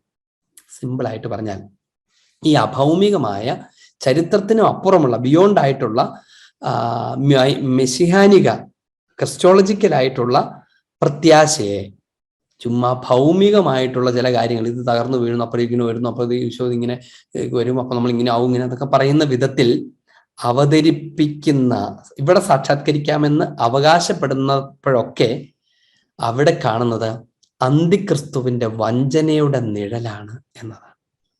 എന്ന് പറഞ്ഞാൽ സഭാവിരുദ്ധമായ എല്ലാ പ്രവൃത്തികളിലും ഇവിടെ ഞങ്ങളുടെ സെക്റ്റിലോട് കുടിക്കൂ, കൂട്ടത്തിലോട് കുടിക്കൂ എന്നൊക്കെ പറയണ സമയത്ത് നടക്കുന്നത് ഈ വഞ്ചനയാണ്. ഇനി എടുത്തു പറയുന്ന ഒരു കാര്യം, ഈ വിമല ഹൃദയ മക്കൾ എന്ന് പറയുന്ന സെക്റ്റ് ഉണ്ടല്ലോ, വളരെ അപകടം പിടിച്ച ഒരു സെക്റ്റാണ്. അവരെന്നെ പല വിധത്തിൽ സ്നേഹത്തോടെ എന്നെ നന്നാക്കാൻ നോക്കിയിട്ടുണ്ട്, ഭീഷണിപ്പെടുത്തിക്കൊണ്ട് നന്നാക്കാൻ നോക്കിയിട്ടുണ്ട്, ഇനിയും അതങ്ങനെ ചെയ്തുകൊണ്ടിരിക്കും. പക്ഷെ നമുക്ക് സത്യം പറയാതിരിക്കാൻ കഴിയില്ല. സത്യം പറയുന്ന അവരുടെ രക്ഷയ്ക്ക് വേണ്ടിയാണ്. അവരോട് നമുക്ക് സ്നേഹമില്ലാഞ്ഞിട്ടോ അവരോട് വിദ്വേഷമുള്ളത് കൊണ്ടല്ല, അവരെ സ്നേഹത്തോടെ ഈശോയുടെ ശരീരത്തിലേക്ക് കൊണ്ടുവരാൻ വേണ്ടിയിട്ടാണ്. അങ്ങനെ മിശിഹായുടെ സ്നേഹത്തിൽ, അവിടുത്തെ ശരീരത്തിൽ നമ്മളൊക്കെ ഒന്നായിരിക്കാൻ വേണ്ടിയിട്ടാണ്. ഇത് കേൾക്കുന്നവർ അതുപോലെ അങ്ങനെ ആൾക്കാർ ഉണ്ടാവും. നമ്മൾ അവരെ സ്നേഹത്തോടെ ആശ്ലേഷിക്കാനും ഒരുമിച്ച് വർക്ക് ചെയ്യാനും കർത്താവിന്റെ രാജ്യത്തെ പടുത്തുയർത്താനൊക്കെ വേണ്ടിയിട്ടാണ് ഇത് പറഞ്ഞത്. അല്ലാണ്ട് ഒരിടത്ത് പറയുന്നതുകൊണ്ട് നിങ്ങളതിന് വിഷമമൊന്നും വിചാരിക്കേണ്ട, അതിൽ നിന്ന് രക്ഷപ്പെടാനായിട്ട് തന്നെയാണത്. നോക്കുക, ഓരോ പ്രാവശ്യവും അന്തിക്രിസ്തുവിന്റെ വഞ്ചനയുടെ നിഴൽ ലോകത്തിൽ പടർന്നു തുടങ്ങുന്നു. വരാനുള്ള രാജ്യത്തെ സംബന്ധിച്ച് സഹസ്രാബ്ദ വാഴ്ച വാദം, മില്ലേനിയാരിസം എന്ന പേരിലുള്ള വ്യാജസങ്കല്പത്തിന്റെ പരിഷ്കൃത രൂപങ്ങളെ, പ്രത്യേകിച്ച് ഒരു ലൗകിക മിശിഹാത്വത്തിന്റെ പ്രകൃതിയാ തലതിരിഞ്ഞ രാഷ്ട്രീയ രൂപത്തെ സഭ തള്ളിക്കളഞ്ഞിരിക്കുന്നു. നോക്കുക, ഈ പറഞ്ഞ വിമല ഹൃദയ മക്കൾ, വിമല ഹൃദയ തിരുനാൾ ദിവസമാണ്. അതുകൊണ്ട് തന്നെ പരിശുദ്ധാത്മാവ് ഒരുക്കിയ സമയമാണെന്ന് ഞാൻ വിചാരിക്കും. അങ്ങനെ പറയുന്ന ട്രൂ കാത്തലിക്സ് എന്ന് സ്വയം വിളിക്കുന്ന അവശിഷ്ട സഭയാണ് ഞങ്ങളെ രക്ഷപ്പെടുള്ളൂ എന്ന് അവർ ഹോൾഡ് ചെയ്യുന്ന ഒരു വാദം ഈ മില്ലേനിയാരിസമാണ്. അന്ന് ഈ ജോലികളൊക്കെ രാജിവെച്ചിട്ട് പോയി എന്നൊക്കെ പറഞ്ഞ ആളുകളില്ലേ, അവരോട് ഞാൻ സംസാരിക്കുമ്പോൾ അവർ പറയാണ്, അച്ഛാ 1000 വർഷത്തെ ആ ജീവിതം അതിനുവേണ്ടിയാണ് ഞങ്ങൾ കാത്തിരിക്കുന്നത്, അതിനുവേണ്ടിയാണ് ഞങ്ങൾ കാത്തിരിക്കുന്നത്. അവനെനിക്ക് അയച്ച മെസ്സേജുകളൊക്കെ എൻ്റെ കയ്യിലുണ്ട്, എനിക്ക് ഇപ്പൊ വായിക്കാവുന്ന എൻ്റെ ഫോണിനകത്ത് തന്നെ കിടക്കുന്നുണ്ട്, അവരുടെ വിശ്വാസ വാദങ്ങളൊക്കെ. അത് നിങ്ങൾക്ക് ആർക്കെങ്കിലും താല്പര്യമുണ്ടെങ്കിൽ ഞാൻ നിങ്ങളെ കാണിച്ചു തന്നെ ഒന്ന് വായിച്ചേപ്പിക്കാം. അച്ഛാ കൊതി കൊണ്ടാണ് അച്ഛാ, 1000 വർഷം ജീവിക്കാനുള്ള കൊതി കൊണ്ടാണ്. നിഷ്കളങ്കരായ മനുഷ്യനാണ്, പാവങ്ങൾ, ശുദ്ധവിശ്വാസികൾ. അവരെ കബളിപ്പിക്കുകയാണ്, ചതിക്കുക. എന്തുപയോഗിച്ച്? പണ്ടുകാലം മുതൽ സഭ ശപിച്ചു തള്ളിയിട്ടുള്ള പാഷണ്ഡതകൾ പൊടി തട്ടിയെടുത്തിട്ട് മില്ലനിയാരിസം, സഹസ്രാബ്ദ വാഴ്ചാവാദം, ഇതൊക്കെ ഈ യുഗാന്ത്യ വിചാരങ്ങൾക്കകത്തേക്ക് വലിഞ്ഞേറി വരുന്നതാണ്. 1000 വർഷത്തിന്റെ ഒരു യുഗം ആരംഭിക്കാൻ പോകണമെന്നൊക്കെ പറഞ്ഞിട്ടാണ് ഇവര് ആളുകളെ പറ്റിക്കുന്നത്. ഇനി 667 സഭ തന്റെ കർത്താവിന്റെ മരണത്തിലും പുനരുത്ഥാനത്തിലും പങ്കുപറ്റുന്ന അന്തിമമായി പെസഹായിലൂടെ മാത്രമേ ദൈവരാജ്യത്തിന്റെ മഹത്വത്തിലേക്ക് പ്രവേശിക്കുകയുള്ളൂ. So it is purely eschatological, ecclesiological. സഭാത്മകമാണ്, യുഗാന്ത്യോന്മുഖമാണ്. തിരുസഭ തന്റെ കർത്താവിന്റെ, വേറെ ആരുടെയല്ല, തിരുസഭ തന്റെ കർത്താവിന്റെ മരണത്തിലും പുനരുത്ഥാനത്തിലും പങ്കുപറ്റുന്ന അന്തിമമായി പെസഹായിലൂടെ, യുഗാന്ത്യത്തെ വിളിക്കുന്നത് ഒരു അന്തിമമായ പെസഹ എന്നാണ്. യുഗാന്ത്യം അത് ഭയങ്കര രസകരമായ ഒരു കാര്യമാണ്. ഈശോയുടെ ഒത്ത് അപ്പസ്തോലന്മാർ പെസഹായ്ക്ക് ഇരുന്നത് പോലെ ഒരു ലാസ്റ്റ് പെസഹ, അന്തിമമായ പെസഹായിലൂടെ മാത്രമേ ദൈവരാജ്യത്തിന്റെ മഹത്വത്തിലേക്ക് പ്രവേശിക്കുകയുള്ളൂ. ഈ രാജ്യം സാക്ഷാത്കരിക്കപ്പെടുന്നത് സഭ ഉത്തരോത്തരം ഉയർന്ന് ചരിത്രപരമായ ഒരു വിജയം കൈവരിക്കുമ്പോഴല്ല, സഭ വളർന്ന് അങ്ങനെ ഒരു വിജയം കൈവരിക്കുമ്പോഴല്ല, പിന്നെയോ തിന്മയുടെ അന്തിമമായ സ്വതന്ത്ര വിഹാരത്തിന്മേൽ ദൈവം നേടുന്ന വിജയത്തിലൂടെയാണ്. അത് അവിടുത്തെ വധു സ്വർഗത്തിൽ നിന്ന് ഭൂമിയിലേക്ക് വരുന്നതിന് ഇടയാകും. തിന്മയുടെ ധിക്കാരത്തിന്റെ മേൽ ദൈവം കൈവരിക്കുന്ന വിജയം കടന്നുപോകുന്ന ഈ ലോകത്തിന്റെ അന്തിമമായ പ്രാപഞ്ചിക തകിടം മറിച്ചിലിന് ശേഷം നടക്കുന്ന അന്തിമ വിധിയുടെ രൂപം സ്വീകരിക്കും. ഈ പ്രപഞ്ചത്തെക്കുറിച്ചാണ് പറയുന്നത്. തിന്മയുടെ ധിക്കാരത്തിന്മേൽ ദൈവം കൈവരിക്കുന്ന വിജയം കടന്നുപോകുന്ന ഈ ലോകത്തിന്റെ, ഇത് ട്രാൻസിറ്റ് വേൾഡാണ്, അതിന്റെ അന്തിമമായ ലാസ്റ്റ് ആയിട്ട് ഫൈനലായിട്ടുള്ള പ്രാപഞ്ചിക തകിടം മറിച്ചിലിന് ശേഷം, അതായത് ഇതിന്റെ ഒരു ട്രാൻസ്ഫോർമേഷന് ശേഷം നടക്കുന്ന അന്തിമ വിധിയുടെ രൂപം സ്വീകരിക്കും. അങ്ങനെയൊക്കെയാണ് അതിനെക്കുറിച്ച് പറഞ്ഞു പോകുന്നത്. ഒരു വളരെ വലിയൊരു വിഷയമാണ്. ഒത്തിരി കാര്യങ്ങൾ കണക്ട് ചെയ്ത് പരാമർശിക്കപ്പെടേണ്ട വിഷയമാണ്. ഞാൻ അതിനെക്കുറിച്ച് പറഞ്ഞു തുടങ്ങിയെന്ന് മാത്രമേ ഉള്ളൂ. പക്ഷെ നമ്മൾ അതിനെക്കുറിച്ച് കണ്ടമാനം ചർച്ചകളിലേക്ക് പോകേണ്ട ആവശ്യമില്ല. നമ്മൾ പ്രൊട്ടസ്റ്റന്റുകാരൊന്നുമല്ലോ യുഗാന്തി ചർച്ചകൾക്കകത്ത് തന്നെ മുഴുകി കെട്ടിപ്പിടിച്ച് കിടക്കാനായിട്ട്. അതിന്റെ ഉള്ളർത്ഥം എന്താണെന്ന് മാത്രം വിചാരിച്ചാൽ മതി. നമ്മൾ ഈ പറഞ്ഞാലോ അത് സഭാത്മകമാണ്, സഭയുടെ സ്വർഗരാജ്യ പ്രവേശനത്തെ കുറിച്ചുള്ളതാണ്, അത് പ്രത്യാശാഭരിതമാണ്. അതിനകത്ത് ഈ പ്രപഞ്ചം മുഴുവനും ഒരു പ്രത്യേക അർത്ഥത്തിൽ കൾമിനേറ്റ് ചെയ്യുന്നതാണെന്ന് തുടങ്ങുന്ന കാര്യങ്ങളൊക്കെ. ഇതൊക്കെ എന്തിനാണ് പറഞ്ഞത്? അത് സഭയുടെ ഭാഗധേയത്തെക്കുറിച്ച് പറയാനാണ്. തിരുസഭയ്ക്ക് എന്താണ് ഇനി സംഭവിക്കാനിരിക്കുന്നത്? യുഗാന്ത്യം എന്ന് പറഞ്ഞാൽ സഭയുടെ സ്വർഗീയ പ്രവേശനമാണ് വിഷയം, അല്ലാണ്ട് ഇതെല്ലാം ഇടിഞ്ഞു വീഴുന്നതല്ല എന്ന് കുറച്ചുകൂടി ഒന്ന് ശക്തമായി ഒന്നുകൂടെ ഒന്ന് ഓർമ്മിപ്പിക്കാനും ഓർക്കാനും ഒക്കെ ആയിട്ടാണ് നമ്മൾ ഈ കാര്യങ്ങളൊക്കെ പറഞ്ഞത്. തുടർന്നുള്ള ക്ലാസ്സുകളിൽ നമുക്ക് ഈ സ്വർഗീയ സഭയ്ക്ക്, തീർത്ഥാടക സഭയോടുള്ള ബന്ധത്തെക്കുറിച്ചും സഭ എങ്ങനെയാണ് സ്വർഗരാജ്യത്തിലായിരിക്കുക എന്നതിനെക്കുറിച്ചൊക്കെ നമ്മൾ അടുത്ത ക്ലാസ്സുകളിൽ സംസാരിക്കും. തൽക്കാലം സമയം കുറച്ചങ്ങോട്ട് കടന്നതുകൊണ്ട് നമുക്ക് ചോദ്യോത്തരങ്ങളിലേക്ക് പ്രവേശിക്കാം. സ്തുതിയായിരിക്കട്ടെ. അച്ഛൻ്റെ ക്ലാസ് വളരെ ശ്രദ്ധയോടെ കേട്ടു. ഞാൻ ഇപ്പൊ അച്ഛൻ ആ ക്ലാസ്സിന്റെ ഇടയ്ക്ക് പരാമർശിച്ച ആ ഒരു വിഷയമാണ്. ആക്ച്വലി അതിനെക്കുറിച്ച് അച്ഛൻ പഠിപ്പിച്ചിട്ടില്ല. പ്രത്യേകിച്ച് ഇന്ന് വിമല ഹൃദയത്തിന്റെ പെരുന്നാളും കൂടിയാന്ന് അച്ഛൻ ഓർമ്മിപ്പിച്ചതിന്റെ പശ്ചാത്തലത്തിലാണ് ഞാൻ ചോദിക്കുന്നത്. ഈ 1,44,400 കുറിച്ചിട്ടുള്ള ഒരു റെഫറൻസ് അച്ഛന്റെ സംസാരത്തിലൂടെ വന്നു. അതിനെക്കുറിച്ച് നമുക്ക് ഒരു വ്യാഖ്യാനങ്ങളും എങ്ങൊന്നും തന്നെ നമുക്ക് ഇതുവരെയായിട്ടൊന്നും കിട്ടിയതായിട്ട് എന്റെ അറിവിലില്ല. അപ്പൊ അതെന്താണ് അച്ഛാ വാസ്തുവിൽ അതിനെക്കുറിച്ച് എന്താണ് ഈ വെളിപാടില് 7-ാം അധ്യായത്തിലെ 4-ാം തിരുവചനത്തിലാണ് ഇത് പറയുന്നത്? അതിനെക്കുറിച്ചൊന്ന് അറിഞ്ഞാൽ കൊള്ളാമെന്നുണ്ടോ അച്ഛാ? വെളിപാട് 7:4. ഞാൻ അതിനെക്കുറിച്ച് അടുത്ത ദിവസം ഒന്നുകൂടെ കൃത്യമായി പറയുന്നുണ്ട്. എന്നാലും മുദ്രിതരുടെ എണ്ണം ഞാൻ കേട്ടു. ഇസ്രായേൽ മക്കളുടെ എല്ലാ ഗോത്രങ്ങളിൽ നിന്ന് മുദ്രിതരായവർ 144,000. എന്നിട്ട് പിന്നെ ഇങ്ങനെ ഓരോ കണക്കുകൾ പറയാം. നോക്കുക, ഈ വെളിപാട് പുസ്തകം അതെന്താണെന്നുള്ളതാണ് ആദ്യം നമ്മൾ പറയേണ്ട വിഷയം. നമുക്ക് അടുത്ത ഇനി ദൈവരൂപത്തിനെ കുറിച്ച് നമ്മൾ തുടങ്ങുന്ന ക്ലാസ്സുകളിൽ വചനത്തെക്കുറിച്ചുള്ള ക്ലാസ്സുകൾ നമ്മൾ ആരംഭിക്കുന്നത് കഴിഞ്ഞ ഉടൻ തന്നെ. വാസം നമ്മൾ കൂടുതൽ ഈ വിഷയത്തെക്കുറിച്ചും പറയും. എന്നാലും ഇത് അപ്പക്കലിപ്റ്റിക് ലിറ്ററേച്ചറാണ്, പ്രതീകാത്മക രചനയാണ്. അതിനകത്ത് ഉപയോഗിക്കുന്നതൊക്കെ പ്രതീകങ്ങളാണ്. എന്ന് പറഞ്ഞാൽ ചില കാര്യങ്ങളെ അവതരിപ്പിക്കാൻ ഉപയോഗിക്കുന്ന പ്രതീകങ്ങളാണ്, പ്രതീകാത്മക സ്വഭാവമുള്ള രചനയാണ് അത്. അപ്പൊ അതുകൊണ്ട് അതിനകത്ത് ഉപയോഗിക്കുന്നതൊക്കെ, ഇപ്പൊ ഉദാഹരണത്തിന് പരിശുദ്ധ കന്യാമറിയത്തിന്റെ ശിരസിൽ 12 നക്ഷത്രങ്ങൾ സൂചിപ്പിക്കുന്ന അപ്പസ്തോലന്മാരെയാണ്, അപ്പസ്തോലന്മാരെ കുറിച്ച് പറയാൻ വേണ്ടിയിട്ടാണ്. അങ്ങനെ ഒരു സ്ത്രീ, ആ സ്ത്രീ എന്ന് പറയുമ്പോൾ തന്നെ അത് പ്രതീകാത്മകമാണ്. അത് ആദ്യത്തെ സ്ത്രീ ഹൗവ, അവൾ തിന്മയിലൂടെ തകർന്നു വീണു. എന്നാൽ യഥാർത്ഥ സ്ത്രീയായി ഭൂമിയിലേക്ക് കടന്നു വരുന്ന രണ്ടാം ഹൗവയാകുന്ന മറിയം, അപ്പൊ അത് മാതാവിനെ ഉദ്ദേശിച്ചുള്ളത്. അപ്പൊ അങ്ങനെ എല്ലാ കാര്യത്തിനും ഒരു പ്രതീകാത്മക അർത്ഥമുണ്ട്. രണ്ടാമത്തത്, ഈ ന്യൂമറിക്കൽ ഉപയോഗങ്ങൾ ധാരാളമായിട്ട് ഇതിനകത്തുണ്ടാവും. എന്ന് പറഞ്ഞാൽ ഇപ്പം 7 എന്ന് പറയുന്നതിനെ പൂർണ്ണസംഖ്യയായിട്ട് അവതരിപ്പിക്കും. 7 പൂർണ്ണമാണ്, 3 പൂർണ്ണമാണ്. അപ്പൊ ഈ 666 കുറിച്ചുള്ള വിവരണങ്ങളൊക്കെ ഇല്ലേ, സത്യത്തിൽ അത് ആ നമ്പർ കണ്ടാൽ തന്നെ ആളുകൾക്ക് പേടിയാണ്. അയ്യോ, ആ നമ്പർ വന്നു, എങ്ങനെ വല്ല വണ്ടിക്ക് 666 നമ്പർ കിട്ടിക്കഴിഞ്ഞാൽ അയ്യോ ചെറുത്താൻ നമ്പറാണ് എനിക്ക് കിട്ടിയതെന്നൊക്കെ ആളുകൾ. എന്താണ് അതിന്റെ പറയേണ്ട കാര്യം? 7 പൂർണ്ണസംഖ്യയാണെങ്കിൽ 6 അപൂർണമാണല്ലോ, 3 പൂർണ്ണസംഖ്യയാണ്. അപ്പോൾ 3 അപൂർണത എന്ന് പറഞ്ഞാൽ പൂർണ്ണമായ അപൂർണത എന്നാണ് അതിന്റെ അർത്ഥം. അപ്പൊ അതൊരു ലിംഗ്വിസ്റ്റിക് സ്റ്റൈലാണ്. പൂർണ്ണമായ അപൂർണത എന്ന് പറയുന്നതിന്റെ അർത്ഥം എന്താണ്? പൂർണ്ണമായ അപൂർണത എന്ന് പറഞ്ഞു കഴിഞ്ഞാൽ അബ്സല്യൂട്ട് അപൂർണത എന്നാണ്. അങ്ങനെ മനസ്സിലാക്കുമ്പോൾ നമുക്ക് വേണമെങ്കിൽ അത് തിന്മയല്ലേ? അതെ, തിന്മയാണ്. തിന്മയെക്കുറിച്ചാണ് പറയുന്നത്. തിന്മയുടെ മകുടമായി മാറിയ ക്രിസ്ത്യാനിറ്റിയെ വല്ലാതെ ആക്രമിച്ചിരുന്ന നീറോയെ കുറിച്ച് പറയാൻ വേണ്ടിയാണത്. 666 എന്ന് പറഞ്ഞാൽ അവിടെ പരാമർശിക്കുന്ന ഒരു മനുഷ്യന്റെ സംഖ്യയാണെന്നും കൂടെ എടുത്തു പറയാണ്.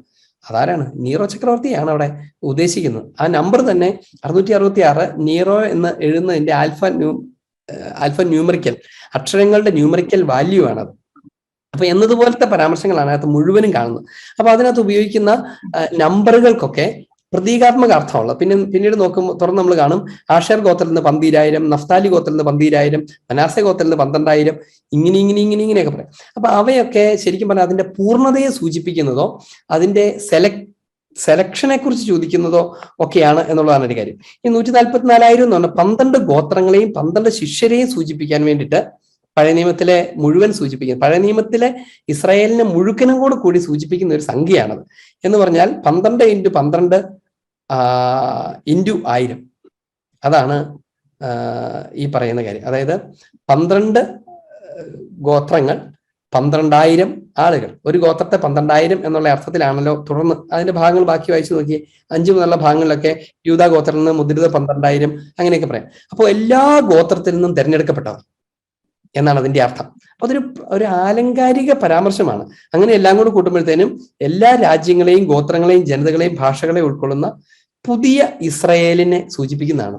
അതായത് പഴയ ഇസ്രായേലിന്റെ 12 ഗോത്രങ്ങളും തിരഞ്ഞെടുക്കപ്പെട്ട് പുതുതായി രൂപീകരിക്കുന്ന ആ 1,44,000 സത്യത്തിൽ എന്താണത്? സഭയാണ്.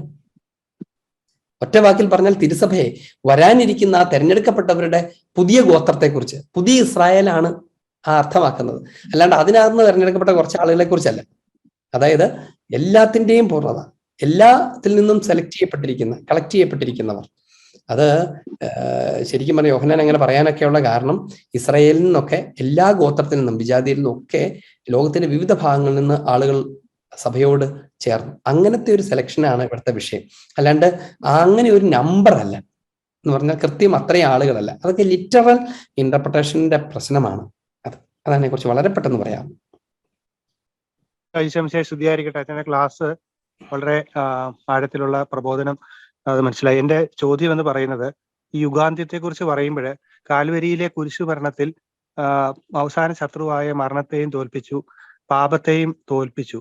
അപ്പോൾ എന്നിരുന്നാലും ഇപ്പോഴും അത് ഭൂമിയിൽ നിലനിൽക്കുന്നുണ്ട്. അപ്പൊ യുഗാന്ത്യത്തില് ഈ പാപവും അതിന്റെ ശമ്പളമായ മരണവും ഇല്ലാതാകുന്ന പുതിയ അവസ്ഥ തന്നെയല്ലേ അച്ഛൻ പറഞ്ഞത് എന്നൊന്നറിയാനായിട്ടായിരുന്നു. അതിന്റെ അവസാനമല്ലേ എന്ന്. അതെ, അത് തന്നെയാണ് ശരിക്കും പറഞ്ഞാൽ. അതെന്തുകൊണ്ടാണ്? അപ്പൊ നമുക്ക് ചിലപ്പോൾ ഇങ്ങനെ തോന്നും, അന്ന് ഈശോ എല്ലാ പാപത്തെയും മോചിച്ചതല്ലേ, തോൽപ്പിച്ചതല്ലേ, മരണത്തെ തോൽപ്പിച്ചതല്ലേ, പിന്നെന്താണെന്ന് ചോദിച്ചാൽ ഈ പ്രപഞ്ചത്തിലാണ് നമ്മൾ നിലനിൽക്കുന്നത്. കർത്താവ് തരുന്ന നിത്യതയുടെ രക്ഷ അത് നമ്മൾ സ്വീകരിക്കുകയും കൂടെ വേണം. ഈ ഭൂമിയിൽ ജീവിച്ചുകൊണ്ട് നമ്മളത് സ്വീകരിച്ചുകൊണ്ടിരിക്കണം. അതിനെക്കുറിച്ചാണ് കർത്താവ് സഹിക്കേണ്ടി വന്ന പീഡകളുടെ കുറവ് എൻ്റെ ശരീരത്തിൽ ഞാൻ നികത്തുന്നു എന്നൊക്കെ പൗലോസ്ലീഹ പഠിപ്പിക്കുന്നത്. അതായത് ഞാനത് അബ്സോർവ് ചെയ്യുകയും ഞാനത് റിസീവ് ചെയ്യുകയും കൂടെ ചെയ്യണം. അല്ലാണ്ട് ഇതൊരു വൺ സൈഡ് ആക്ടിവിറ്റി അല്ല. എല്ലാത്തിനും ഓരോ രക്ഷയിരിക്കട്ടെ എന്ന് പറഞ്ഞ് കർത്താവ് കൊടുക്കുന്നതല്ല. കർത്താവ് ആ രക്ഷ നമുക്കായി നൽകി, അവിടുന്ന് രക്ഷയുടെ അടയാളം സ്ഥാപിച്ചു. ഇനി ഞാനത് സ്വീകരിക്കണം. ആ സ്വീകരിക്കാൻ വേണ്ടി ഞാൻ നടത്തുന്ന യുദ്ധമാണ് യുഗാന്ത്യത്തിൽ പൂർത്തിയാകുന്നത്. ആ യുദ്ധത്തിന്റെ സമാപനത്തെക്കുറിച്ചാണ് പറയുന്നത്. അത് ഓരോ മനുഷ്യന്റെ കാര്യത്തിലും ബാധകമാണ്. ഞാൻ യുഗാന്ത്യത്തെക്കുറിച്ച് പറഞ്ഞപ്പം പൊതുവിൽ ഇതിനെക്കുറിച്ച് മാത്രമേ പറഞ്ഞു. പക്ഷെ അതിന് പേഴ്സണൽ ആസ്പെക്റ്റും ഉണ്ട്, ഒരു യൂണിവേഴ്സൽ ആസ്പെക്റ്റും ഉണ്ട്. പേഴ്സണൽ ആസ്പെക്ട് എന്താണ്? എന്റെ മരണമാണ്. എന്നെ സംബന്ധിച്ചുള്ള ലോകാവസാനം എന്ന് പറഞ്ഞൊരു സൂത്രമുണ്ട്. അതെല്ലാവർക്കും ഉണ്ടാകും. എന്നെ സംബന്ധിച്ച് എന്റെ ലോകം അവസാനിക്കും. അത് എന്റെ പേഴ്സണൽ യുഗാന്ത്യമാണ്. ഇനി അതിനൊരു യൂണിവേഴ്സൽ ക്യാരക്ടർ ഉണ്ട്. അത് പ്രപഞ്ചത്തെ മുഴുവനും ചൂഴ്ന്നു നിൽക്കുന്നതാണ്. ഇത് രണ്ടും കണക്റ്റഡുമാണ്. അപ്പൊ നോക്കുക, ഈശോ കാൽവരിയിൽ വെച്ച് പാപത്തിന്റെ മേൽ വിജയം നേടി. ആ വിജയത്തിൽ നമ്മൾ പങ്കാളികളാകാനുള്ള ശ്രമമാണ് ഈ ഭൂമിയിൽ നടക്കുന്നത്. നമ്മളും കൂടി അതിനകത്ത് വിജയിക്കുമ്പോഴാണ് ഈശോയുടെ ആ വിജയം പൂർണ്ണമാകുന്നത്. അതാണ് അതിന്റെ അർത്ഥം. അപ്പൊ അതുകൊണ്ട് അത് തന്നെയാണ് ഇപ്പൊ പറഞ്ഞ കാര്യം തന്നെയാണ് അതിനകത്ത് ഉദ്ദേശിച്ചത്. CCC 675 പറഞ്ഞല്ലോ. അതിനകത്ത് മനുഷ്യരുടെ പ്രശ്നങ്ങൾക്ക് പ്രത്യക്ഷമായ ഒരു പരിഹാര മാർഗം മതപരമായ ഒരു വഞ്ചന, അതൊന്നുകൂടെ എക്സ്പ്ലെയിൻ ചെയ്യാവോ? അതായത് മനുഷ്യരുടെ പ്രശ്നങ്ങൾക്ക് പ്രത്യക്ഷമായ ഒരു പരിഹാരമാർഗം മനുഷ്യർക്ക് വാഗ്ദാനം ചെയ്യുന്ന മതപരമായ ഒരു വഞ്ചനയുടെ രൂപത്തിലായിരിക്കും അത് എന്നാണ് തിരുസഭ പഠിപ്പിക്കുന്നത്. എന്ന് പറഞ്ഞാൽ ഒരു സെക്കുലർ വിധത്തിലായിരിക്കണമെന്നില്ല, സെക്കുലർ വിധത്തിലല്ല. ഒരു പുറത്തുനിന്ന് എന്തെങ്കിലും ഒരു സാധനം വന്ന് നമ്മുടെ തലയിൽ വീണ് നമ്മളങ്ങ് അവസാനിച്ചു പോവുകയല്ല. അങ്ങനെയൊന്നുമല്ല. പിന്നെ എന്താണ് അവിടുത്തെ റിയൽ ഇഷ്യൂ? അവിടുത്തെ യഥാർത്ഥ കോറായിട്ടുള്ള പ്രോബ്ലം എന്ന് പറയുന്നത് ഒരു വഞ്ചനയാണ്. ഈ വഞ്ചന എന്തിനാണ് നിൽക്കുന്നത്? നിങ്ങളുടെ പ്രശ്നങ്ങളൊക്കെ ഇവിടെ തന്നെ തീർത്തു തരാം എന്ന് പറയുന്നതാണ്. അത് ചിലപ്പോൾ അമിതമായ ഭൗതികവാദത്തിന്റെ വിധത്തിൽ ഒരു റിലീജിയോസിറ്റി അവതരിപ്പിക്കുന്നതാവാം, കൈക്കൂടായികയില്ല.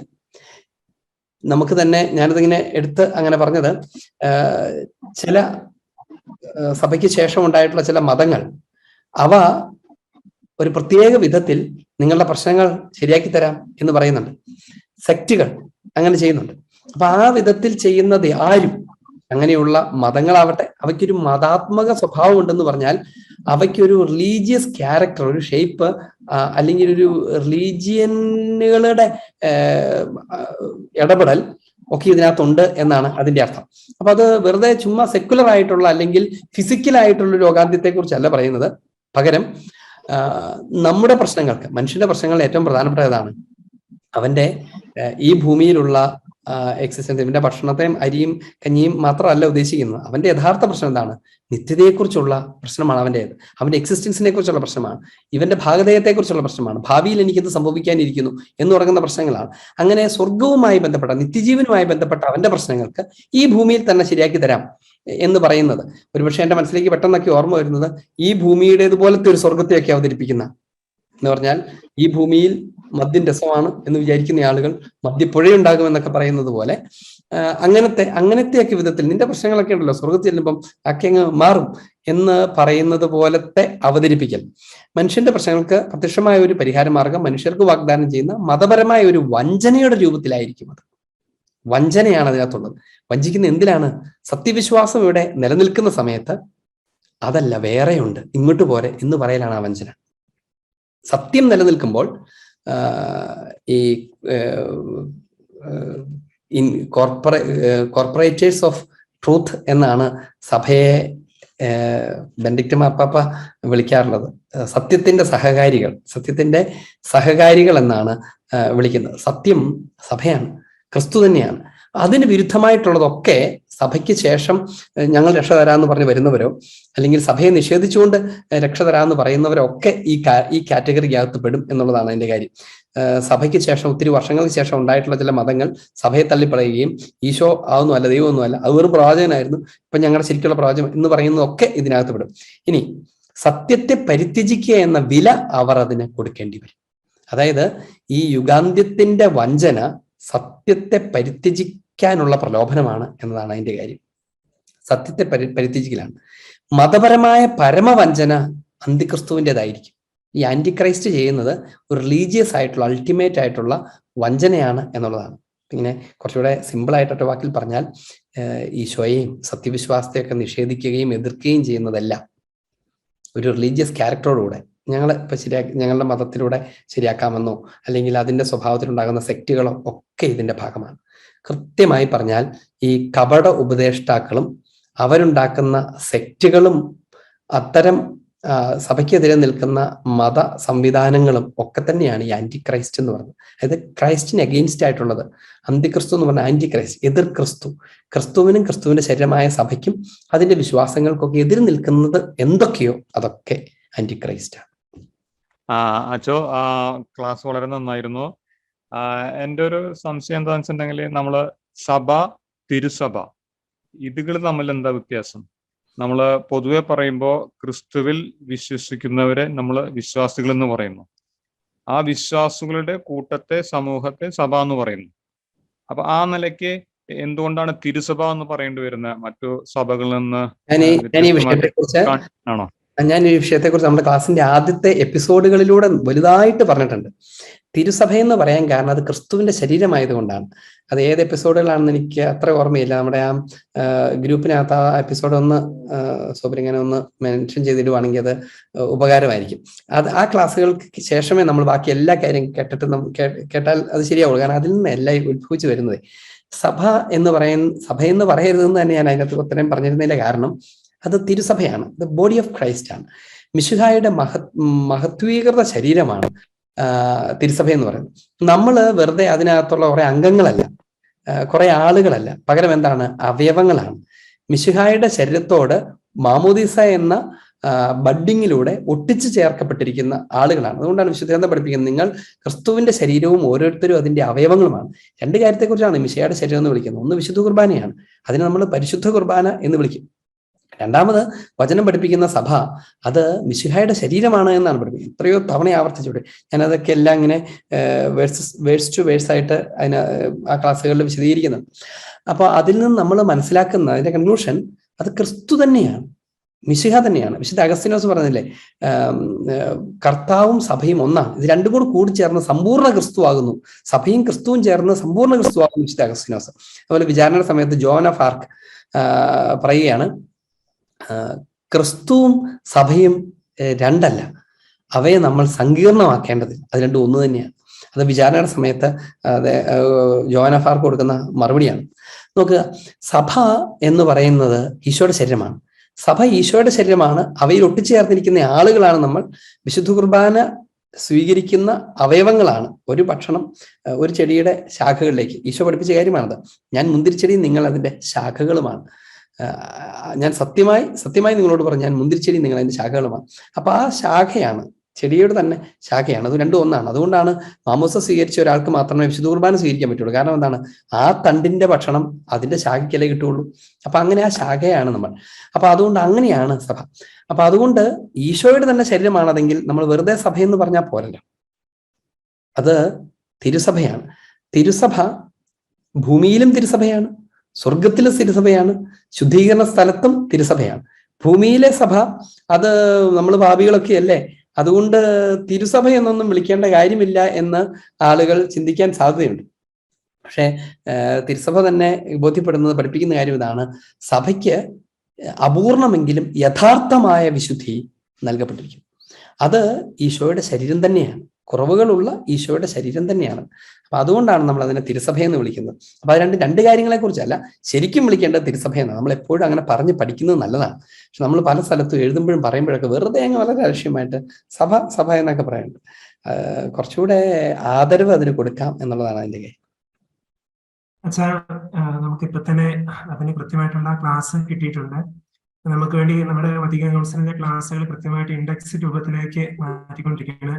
അച്ഛൻ ഇപ്പൊ പറഞ്ഞ സാധനം ചോദിച്ച ചോദ്യത്തിനുള്ള ഉത്തരം രണ്ടാമത്തെ ക്ലാസ്സിലാണ് അവൈലബിൾ ആയിരിക്കുന്നത്. രണ്ടാം വത്തിക്കാൻ കൗൺസിൽ പഠന പരമ്പരയുടെ രണ്ടാമത്തെ ക്ലാസ് യൂട്യൂബിൽ ലഭ്യമാണ്. ആ ക്ലാസ്സിൽ തിരുസഭയെ കുറിച്ച് അച്ഛൻ പറഞ്ഞിരിക്കുന്ന കാര്യങ്ങൾ, ഈ ചോദ്യത്തിനുള്ള ഉത്തരമായിട്ടുള്ള വിശദമായിട്ടുള്ള കാര്യങ്ങൾ ആ ക്ലാസ്സിൽ ലഭ്യമാണ്. കുറച്ച് ലേറ്റർ ആയിട്ട് നമ്മൾ കമ്മ്യൂണിയനെ കുറിച്ചും ട്രിനിറ്റിയെ കുറിച്ചൊക്കെ പറയുന്ന സ്ഥലത്തും അത് കാണും. മിക്ക ക്ലാസ്സുകളിൽ ഇതിന്റെ പല പല വശങ്ങൾ കാണും. പക്ഷെ ഈ ഭാഗത്തത് കുറച്ചുകൂടെ ഈ പറഞ്ഞ കാര്യം അതിനകത്തുണ്ടാവും. Thank you. നമ്മുടെ ഈ നിയമാവർത്തന പുസ്തകത്തില് മോശെ നമ്മുടെ ഇസ്രായേൽ ജനത്തെ മരുഭൂമിയിൽ കൂടെ നയിക്കുന്നു. മോശ വന്നിട്ട് ഈശോയോട് പറയുന്നത്, ജനത്തോട് പറയുന്നത് വന്നിട്ട്, അതായത് എന്നെ പോലെ ഒരു പ്രവാചകൻ നിങ്ങളുടെ ഇടയിൽ വരും, അവനാണ് നിങ്ങളെ ഈ രാജ്യത്തിലേക്ക് നയിക്കുന്നതെന്ന്. അപ്പോ യഥാർത്ഥത്തിൽ നിയമാവർത്തനം 18 തോന്നുന്നു, എനിക്ക് കൃത്യമായിട്ട് തോന്നുന്നില്ല, 18 അപ്പൊ ഇതേ ഇത് തന്നെയാണ് അവര് ഇസ്രായേൽ രാജ്യത്തിലേക്ക് മോശയെ പോലെ ഒരു പ്രവാചകൻ, അവനാണ് നിങ്ങളെ ആ രാജ്യത്തിലേക്ക് നയിക്കുന്നതെന്ന് പറഞ്ഞു. അപ്പൊ അത് ഈശോയാണ്. അപ്പൊ അവർക്ക് കിട്ടിയ ആ പഴയ ഇപ്പോഴുള്ള ആ ഇസ്രായേൽ, നമ്മുടെ ഭൂമിയിലുള്ള ഇസ്രായേൽ രാജ്യമല്ല അവരുടെ രാജ്യം. ആക്ച്വലി അത് ആ വാഗ്ദാനം ചെയ്യപ്പെട്ടത് ജീസസിലൂടെയാണ് ആ വാഗ്ദാനം ചെയ്യപ്പെട്ടിരിക്കുന്നത്.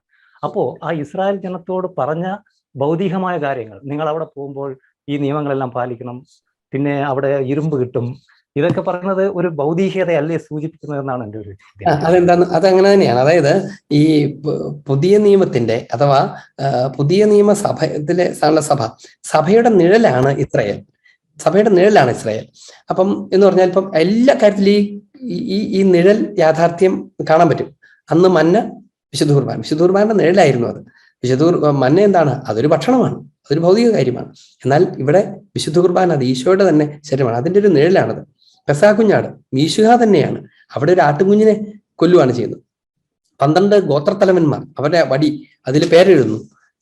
പുതിയ നിയമത്തിൽ 12 അപ്പസ്തോലന്മാരാണ്, അവരുടെ നിഴലാണത്.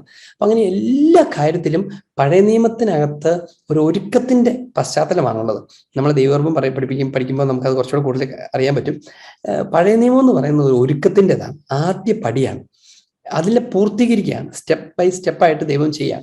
അപ്പോൾ അതെന്തിനാന്ന് ചോദിച്ചാൽ മിശിഹായിലൂടെ വരാനിരിക്കുന്ന അഭൗമിക യാഥാർത്ഥ്യങ്ങളെ അനുഭവിക്കാനും മനസ്സിലാക്കാൻ കഴിയുന്ന വിധത്തിൽ അവർക്ക് ഈ ഭൗമിക യാഥാർത്ഥ്യത്തിൽ ഈ ഭൂമിയിൽ നിഴലുകളിലൂടെ പരിചയപ്പെടുത്തുകയാണ്. നമ്മളിപ്പം ഇങ്ങനെ ഒരു കൊള്ളില്ലാത്തൊരു ഉദാഹരണം പറഞ്ഞാൽ, ഇപ്പൊ ഒരു പൈലറ്റിനെ വിമാനം ഓടിക്കാൻ പഠിപ്പിക്കുന്നതിന് മുമ്പ് അവനെ നിലത്തിരിക്കുന്ന ഒരു മുറിക്കകത്തിരുത്തിയിട്ട് ഈ വിമാനം ഓടിക്കാനായിട്ട് പഠിപ്പിക്കും. ചുറ്റും സ്ക്രീനൊക്കെ വെച്ചിട്ട് അതിനകത്തിരുന്ന് ഓടിപ്പിക്കുന്ന ഒരു സംവിധാനമുണ്ട്. ഞാൻ പെട്ടെന്ന് പറഞ്ഞു. അതിനകത്തിരുന്നിട്ട് അവരിത് പഠിക്കും. എന്നിട്ടാണ് അവരിത് ഫ്ലൈറ്റ് ഓപ്പറേറ്റ് ചെയ്യുന്നത് പിന്നീട്. അപ്പോൾ അതെന്തിനാണ്? അത് പിന്നീട് പറത്തുമ്പോൾ അവർക്കൊരു മുന്നനുഭവം ഉണ്ടായിരിക്കാൻ വേണ്ടിയാണ്. അവിടെ അവൻ ഒരു റൂമിനകത്ത് ഇരിക്കുന്നേ ഉള്ളൂ, മൂവ് ചെയ്യിപ്പിക്കുന്ന ഒരു പ്രത്യേക ക്യാബിനാണ്. ആ ക്യാബിനകത്തിരുന്നിട്ട് ഇത് പഠിക്കുകയാണ്. അതിനകത്ത് സ്ക്രീനിലൂടെ ശരിക്കും പറത്തുന്ന പോലെ തന്നെ അവർക്ക് ഫീൽ ചെയ്യും. പക്ഷെ അവർ പറക്കുന്നില്ല. എന്തിനാണ്? ഭാവിയിൽ യഥാർത്ഥത്തിൽ പറക്കുമ്പോൾ അവൻ അത് മനസ്സിലാക്കാൻ വേണ്ടിയിട്ടാണ്. ഒരു കൊള്ളാത്ത ഉദാഹരണമാണെന്ന് അറിഞ്ഞുകൊണ്ട് തന്നെയാണ് പറയുന്നത്. പഴയ നിയമ ജനത്തെ വരാനിരിക്കുന്ന മിശിഹായിലൂടെ നടക്കാനിരിക്കുന്ന പൂർണ്ണതയെക്കുറിച്ച്, ദൈവരാജ്യം സംസ്ഥാപിക്കപ്പെടുന്ന സഭയെക്കുറിച്ചുള്ള ബോധമൊക്കെ നടത്താൻ വേണ്ടിയിട്ടാണ് നമ്മൾ കഴിഞ്ഞ ക്ലാസ്സുകളിലൊക്കെ നോമ്പിനെ കുറിച്ചൊക്കെ പറഞ്ഞ സമയത്തൊക്കെ ഇതിനെക്കുറിച്ച് ഞാൻ വിശദമായി പറഞ്ഞിട്ടുണ്ട്. കൂട്ടായ്മ എന്താണ് എന്ന് പഠിപ്പിക്കാൻ വേണ്ടി അവരെ കൊണ്ടു നടന്നു. അതിന് യഥാർത്ഥ കൂട്ടായ്മയാകുന്ന ഹോളി കമ്മ്യൂണിയൻ പിന്നീട് സഭയിൽ സ്ഥാപിക്കുന്നു. അപ്പൊ അങ്ങനെ ഒത്തിരി കാര്യങ്ങളുടെ നിഴലുകളും പരിശീലനവുമാണ് പഴയ നിയമത്തിൽ നടക്കുന്നത്. അപ്പൊ ഇവൻ കാനാൻ ദേശത്തേക്കുള്ള യാത്ര തന്നെ ഓർത്ത് നോക്ക്. ഒരടിമത്തത്തിൽ നിന്ന്, ഈജിപ്തിന്റെ അടിമത്തത്തിൽ നിന്ന് കാനാൻ ദേശത്തിന്റെ സ്വാതന്ത്ര്യത്തിലേക്കും സമൃദ്ധിയിലേക്കും അവർ യാത്ര ചെയ്യുന്നത്. സത്യത്തിൽ അതൊരു സൂചകമാണ്. എന്തിന്റെ? പാപത്തിന്റെ അടിമത്തത്തിൽ നിന്ന് യഥാർത്ഥ സ്വർഗരാജ്യത്തിലേക്കുള്ള യാത്രയാണ് മനുഷ്യവംശത്തിൻ്റെത്. ആ യാത്രയുടെ ഭക്ഷണമാണ് തിരുപ്പാഥയും വിശുദ്ധ കുർബാന. അന്ന് അവർക്ക് മന്ന കിട്ടിയതുപോലെ ഇങ്ങനെ തുടങ്ങുന്ന കാര്യങ്ങളൊക്കെ പഠിപ്പിക്കാൻ ഉപയോഗിക്കുന്ന ഭൗതികതയുടെ സ്വഭാവമുള്ള കാര്യങ്ങളാണത്. അവയൊക്കെ ഇല്ലാതാവുകയും പൂർത്തീകരിക്കപ്പെടുകയും ചെയ്യും. അത് നിയമത്തെക്കുറിച്ചും അങ്ങനെയാണല്ലോ. ഈശോ പണ്ട് അവരൊത്തിരി നിയമങ്ങൾ കൊടുത്തിരുന്നു. എന്നാൽ ഈശോ പറയുകയാണ്, ഞാൻ നിയമത്തെ ഇല്ലാതാക്കാനല്ല വന്നത്, പക്ഷെ അതിനെ കംപ്ലീറ്റ് ചെയ്യാനാണ്, ഫുൾഫിൽ ചെയ്യാനാണ്, അതിന്റെ അടുത്ത തലത്തിലേക്ക് ഉയർത്താനാണ് ഞാൻ വന്നിരിക്കുന്നത്. അപ്പോൾ താഴ്ത്ത തലമാണ് അതിനകത്തുള്ളത്. പഴയ നിയമത്തിനകത്തുള്ളത് മുഴുവനും താഴ്ത്ത തലമാണ്. അത് അറിഞ്ഞുകൊണ്ട് വേണം നമ്മൾ പഴയ നിയമ ഭാഗങ്ങളെയും പഴയ നിയമത്തെ മൊത്തത്തിലും വ്യാഖ്യാനിക്കാനും മനസ്സിലാക്കാനും ഒക്കെ. അപ്പൊ അതുകൊണ്ട് ഇത് പറഞ്ഞത് ശരിയാണ്, അതിനൊരു ഭൗതിക തലമാണുള്ളത്. എന്നാൽ അതിന്റെ അടുത്ത പടിയാണ് തിരുസഭയിലുള്ളത്. അഥവാ അതിന്റെ പൂർണ്ണതയുള്ള ആവിഷ്കാരമാണ്, പ്രബോധനമാണ് തിരുസഭയിലുള്ളത്, പുതിയ നിയമത്തിലുള്ളത്. ചോദിക്കാച്ച ഇതുമായിട്ട് ബന്ധപ്പെട്ട ഒരു കാര്യമൊന്നുമല്ല, കുറച്ചു നാളുള്ള ഒരു സംശയമാണ്. ഞങ്ങളൊക്കെ ചെറുതായിരുന്നപ്പം ഈ കർത്താവെ അനുഗ്രഹിക്കണേ എന്നൊക്കെ പഠിപ്പിക്കുമ്പോൾ കർത്താവിനോട് മാത്രം ഈശോ പിതാവും പരിശുദ്ധാത്മാവോട് മാത്രമേ അനുഗ്രഹിക്കണമേ എന്ന് പ്രാർത്ഥിക്കാറുള്ളായിരുന്നു. പരിശുദ്ധ അമ്മയോടും എല്ലാവരോടും ഞങ്ങൾക്ക് വേണ്ടി അപേക്ഷിക്കണമേ എന്നാ പ്രാർത്ഥിച്ചിരുന്നേ. ഇപ്പൊ ചില പ്രാർത്ഥന പുസ്തകങ്ങളിലും ചില നൊവേന പള്ളികളിലും എല്ലാം വിശുദ്ധരോടും അനുഗ്രഹിക്കണമേ എന്ന് പറയുന്നുണ്ട്. അപ്പൊ അത് കേൾക്കുമ്പോ എനിക്ക് തോന്നും ഈ സെക്റ്റുകൾക്കൊക്കെ അതൊരു ഇതല്ലേ പറയാനായിട്ട്. ദൈവമല്ലേ അനുഗ്രഹിക്കുന്നേ, വിശുദ്ധരൊക്കെ സഹായിക്കുക മധ്യസ്ഥം വഹിക്കുകയൊക്കെ അല്ലേ ചെയ്യുന്നതെന്നേ. അപ്പൊ അതൊരു എന്താണെന്നൊരു സംശയം ഉണ്ടാകാറുണ്ട് അച്ഛൻ. അതെ, അത് ചിലതൊക്കെ നമ്മളിങ്ങനെ കുറച്ച് കൂടുതൽ പറഞ്ഞ് എന്നാൽ തെറ്റുണ്ടോ എന്ന് സൂക്ഷ്മമായി നോക്കിയാൽ ചിലപ്പോൾ തെറ്റ് നമുക്ക് കാണാനും പറ്റത്തില്ല. ഇപ്പൊ ഉദാഹരണം പറഞ്ഞാൽ മാതാവിനോട് അനുഗ്രഹിക്കണമേ എന്ന് പറയുന്നത് ഉചിതമല്ല. കാരണം അനുഗ്രഹിക്കുന്നത് ദൈവമാണ്, ദൈവത്തിന്റെയാണ് അനുഗ്രഹം. ദൈവത്തിന്റെ നാമത്തിൽ അനുഗ്രഹിക്കുന്നയാളാണ്. ഇപ്പൊ അച്ഛനെ ആശീർവദിക്കും, അനുഗ്രഹിക്കും. അത് കർത്താവിന്റെ സ്ഥാനത്ത് നിന്ന് കർത്താവിന്റെ അനുഗ്രഹമാണ് നൽകുന്നത്, അച്ഛന്റെ പേഴ്സണൽ അനുഗ്രഹമല്ല. എന്നാൽ നമ്മൾ തിരിച്ചിങ്ങനെ ആലോചിച്ച് നോക്കി കഴിഞ്ഞാൽ മാതാപിതാക്കളും അനുഗ്രഹിക്കില്ലേ? അബ്രഹാം ഇസാക്കിനെ അല്ലെങ്കിൽ തലമുറകളെ, അവരെ മക്കളെ, ഗോത്രങ്ങളെയൊക്കെ അനുഗ്രഹിക്കുന്നു എന്ന് പറഞ്ഞതിന്റെ കാര്യം, എന്റെ ഉദരത്തിന്റെയും മാർഗത്തിന്റെയൊക്കെ അനുഗ്രഹം ഉണ്ടാകട്ടെ എന്നൊക്കെ പറഞ്ഞു. അപ്പൊ അവരും അനുഗ്രഹിക്കാറുണ്ട്. ആ അർത്ഥത്തിലാണെങ്കിൽ അത് വലിയ കുഴപ്പമൊന്നുമില്ല. പക്ഷെ അത് പറയുമ്പോൾ ഒരു സുഖമില്ലായ്മയുണ്ട്. ദൈവത്തിന്റെ സ്ഥാനത്ത് ഇവരെ കരുതുന്ന പോലെ ആളുകൾക്ക് തെറ്റിദ്ധാരണ ഉണ്ടാകാൻ സാധ്യതയുണ്ട്. മനസ്സിലാക്കുന്ന ഒരാൾക്ക് ചിലപ്പോൾ അത് മനസ്സിലാവും. ഇപ്പൊ ഉദാഹരണത്തിന് ഒരപ്പൻ കുഞ്ഞിനെ പോലും അനുഗ്രഹിക്കാമെങ്കിൽ എന്തുകൊണ്ട് മാതാവിനെ അനുഗ്രഹിച്ചുകൂടാ? സത്യത്തിൽ മാതാവ് ഒരിക്കലും സ്വന്തം നിലയ്ക്ക് അനുഗ്രഹിക്കുകയില്ല. അത് മാതാവും വിശുദ്ധരും ഒക്കെ മാധ്യസ്ഥം യാചിക്കുകയും മിശിഹായുടെ അനുഗ്രഹം നമ്മിലേക്ക് ഒഴുക്കുകയും ചെയ്യുന്നവരാണ്. മിശിഹായുടെ അനുഗ്രഹം നമ്മിലേക്ക് ഒഴുക്കുന്നവരോ അതിന് നമ്മളെ ഒരുക്കുന്നവരോ ഒക്കെയാണ്. അപ്പൊ അതുകൊണ്ട് അങ്ങനെ തന്നെ പറഞ്ഞ് പഠിക്കുന്നതും പരിശീലിക്കുന്നതും തന്നെയാണ് നല്ലത്. അത് കഴിഞ്ഞുള്ളതൊക്കെ നമുക്കറിയാലോ, പൗലോസ്ലീഹ പറയുന്ന പോലെ നമ്മുടെ സ്വാതന്ത്ര്യം മറ്റൊരാൾക്ക് ഒരു ഉതപ്പിന് കാരണമാകാതിരിക്കുക. നമുക്കങ്ങനെ പറഞ്ഞു, ഞാൻ ഈ അർത്ഥത്തിലാണ് പറഞ്ഞതൊക്കെ നമുക്ക് പറയാം.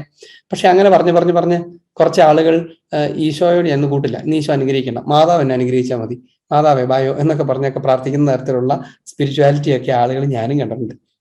ചില ആളുകൾക്ക് എന്താ പറയാ, ഇങ്ങനെ മിനിമലൈസ്ഡ് ആയിട്ടുള്ള സ്പിരിച്വാലിറ്റി ഒക്കെ കൊണ്ടു നടക്കുന്ന ആൾക്കാർ ഈശോയോടൊക്കെ ചിലപ്പോൾ വളരെ എന്താ പറയാ, വലിയ ഫ്രണ്ടിനെ പോലെ അങ്ങ് വർത്താനം പറയുന്നു, ഞാൻ അതുകൊണ്ട് ഇങ്ങനെ പണങ്ങും അങ്ങനെ എന്നൊക്കെ. അതൊക്കെ ഒരു സൂപ്പർഫിഷ്യൽ സ്പിരിച്വാലിറ്റിയാണ്. അതിൻ്റെയൊക്കെ മുകളിലുള്ള ഡോക്ട്രൈനൽ ഡെപ്തുള്ള, കാര്യബോധമുള്ള, പക്വതയുള്ള ആധ്യാത്മികത നമ്മൾ പടുത്തുയർത്തേണ്ടതുണ്ട്. ചിലപ്പോഴൊക്കെ ചില മാഗസിൻസ് ഒക്കെ, ചില പറഞ്ഞ ചില ലേഖനങ്ങളോ ഒക്കെ ഉണ്ടല്ലോ, വളരെ വൈകാരിക ആധ്യാത്മികത. അപ്പൊ ഈശോയും ഞാനും, ഞങ്ങൾ രണ്ടും മുല്ലുകൂട്ട്, എൻ്റെ സ്വന്തം ചേട്ടനെ പോലെയാണ് ഈശോ, അങ്ങനെയൊക്കെ പറഞ്ഞ് ആ വിധത്തിലൊക്കെ അവതരിപ്പിക്കും. See, that is God. ദൈവമാണത്. ദൈവത്തെ പോലെ തന്നെ കാണണം.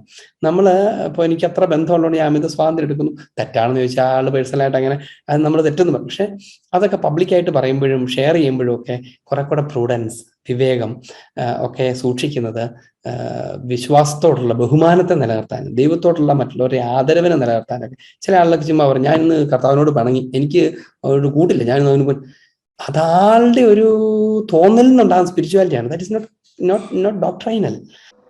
ഓക്കെ, ഇപ്പം ചോദിച്ച ചോദ്യത്തിന്റെ ഒരു കണ്ടിന്യൂഷൻ ആയിട്ടുള്ള ഒരു ചോദ്യം. അതായത് നമ്മൾ ലാറ്റിൻ മാസില് തുടക്കത്തില് ഈ glory to God in the highest എന്ന് പറഞ്ഞ ഇംഗ്ലീഷിൽ ഒരു പ്രയർ ഉണ്ടല്ലോ. അപ്പൊ ആ പ്രയറിൽ ഇതേപോലെ പറയുന്നുണ്ടല്ലോ, we praise you, we bless you, we adore you. അപ്പൊ നമ്മള് ഈ പറഞ്ഞ പോലെ തന്നെയല്ലേ വി ബ്ലെസ് യു എന്നുള്ള ഒരു വരി അതിൽ വരുന്നുണ്ട്. അതെന്തായിരിക്കും അത്ര മാസിൽ വരുന്ന? അത് ഈ ബ്ലെസ്സിങ് അല്ല. അതൊരു ഇംഗ്ലീഷിന്റെ, പഴയ ഇംഗ്ലീഷിന്റെ ഒരു വ്യത്യാസമാണ്. അത് ബ്ലെസ് ചെയ്യുന്നു പറഞ്ഞാൽ നമ്മൾ സ്തുതിക്കുന്നു എന്നുള്ള അർത്ഥത്തിലൊക്കെ ഉള്ള ഒരു വാക്കാണത്. We bless you, we adore you എന്നൊക്കെ പറയുന്നത് ഈക്വൽ മീനിങ്ങിലുള്ളതാണ്. ഞങ്ങൾ കർത്താവിനെ ആശീർവദിക്കുന്നല്ല അതിന്റെ അർത്ഥം. അത് പഴയ ഇംഗ്ലീഷിന്റെ ഒരു പ്രത്യേകതയാണത്. അതിനർത്ഥം അങ്ങയെ സ്തുതിക്കുന്നു, അങ്ങയെ ആരാധിക്കുന്നു എന്ന് മാത്രമേ ഉള്ളൂ. ഒരു മോഡേൺ ഇംഗ്ലീഷിന്റെ ഒരു പശ്ചാത്തലത്തിൽ ഈ ബ്ലെസ്സിങ് എന്ന് പറയുന്നതിന് ശകലം അസ്വസ്ഥതയോ ഉണ്ടാകാം. പക്ഷെ അത് നമുക്കത് കേൾക്കുമ്പോൾ തന്നെ അറിയാം, അത് നിന്നെ പുകഴ്ത്തുന്നു, നിന്നെ വാഴ്ത്തുന്നു എന്നൊക്കെ പോലത്തെ വാക്കുകളാണത്. ഇന്ന് ഉദ്ദേശിക്കുന്ന ഇപ്പൊ നമ്മൾ സാധാരണ ഭാഷയിൽ ഉപയോഗിക്കുന്ന നിന്നെ ആശീർവദിക്കുന്നു എന്ന് പറയുന്ന അർത്ഥമല്ല അതിനുള്ള. ദൈവത്തെ ആശീർവദിക്കാമല്ലോ. നമുക്ക് പ്രാർത്ഥിക്കാം. പിതാവിന്റെയും പുത്രന്റെയും പരിശുദ്ധാത്മാവിന്റെയും നാമത്തിൽ ആമേൻ. കർത്താവായ യേശോയെ, ഞങ്ങളുടെ കൂട്ടായ്മയിലായിരിക്കുകയും ഈ ക്ലാസ്സുകളിലൊക്കെ പങ്കെടുക്കുകയും ചെയ്യുന്ന ഓരോരുത്തരെയും അങ്ങയുടെ നിരന്തര പരിപാലനയ്ക്ക് സമർപ്പിക്കുന്നു. അങ്ങ് അവരോട് കൂടെ ഉണ്ടായിരിക്കണമേ. അവരുടെ ഹൃദയത്തിൽ അങ്ങയുടെ ആത്മാവിൻ്റെ ശക്തമായ ജ്വലനമുണ്ടാകട്ടെ. പഠിക്കുന്ന കാര്യങ്ങൾ ഓർത്തുവെക്കാനും ജീവിതത്തിൽ പ്രയോജനപ്പെടുത്താനും അനേകരോട് പങ്കുവെക്കാനും അവർ പ്രാപ്തരായി തീരട്ടെ. ഞങ്ങളുടെ കൂട്ടായ്മ അവിടുന്ന് വളർത്തണമേ. ഒരുമിച്ച് വിശ്വാസം ജീവിക്കുകയും സ്വർഗരാജ്യത്തിൽ ഒരുമിച്ചായിരിക്കുകയും ചെയ്യാൻ അവിടുന്ന് ഞങ്ങളെ സഹായിക്കണമേ. പരിശുദ്ധ സഭയുടെ മഹത്വീകരണത്തിൻ്റെ വിരുന്നിൽ ഞങ്ങളെയും അവിടുന്ന് പങ്കുകാരാക്കണമേ. ആ ദിവസത്തെ നോക്കിപ്പാർത്തിരിക്കാനും പ്രത്യാശാഭരിതരായിരിക്കാനും അവിടുന്ന് ഞങ്ങളെ അനുഗ്രഹിക്കണമേ. കർത്താവായ ഈശോ നമ്മെ എല്ലാവരെയും ആശീർവദിക്കുകയും അനുഗ്രഹിക്കുകയും ചെയ്യട്ടെ, ഇപ്പോഴും എപ്പോഴും എന്നേക്കും.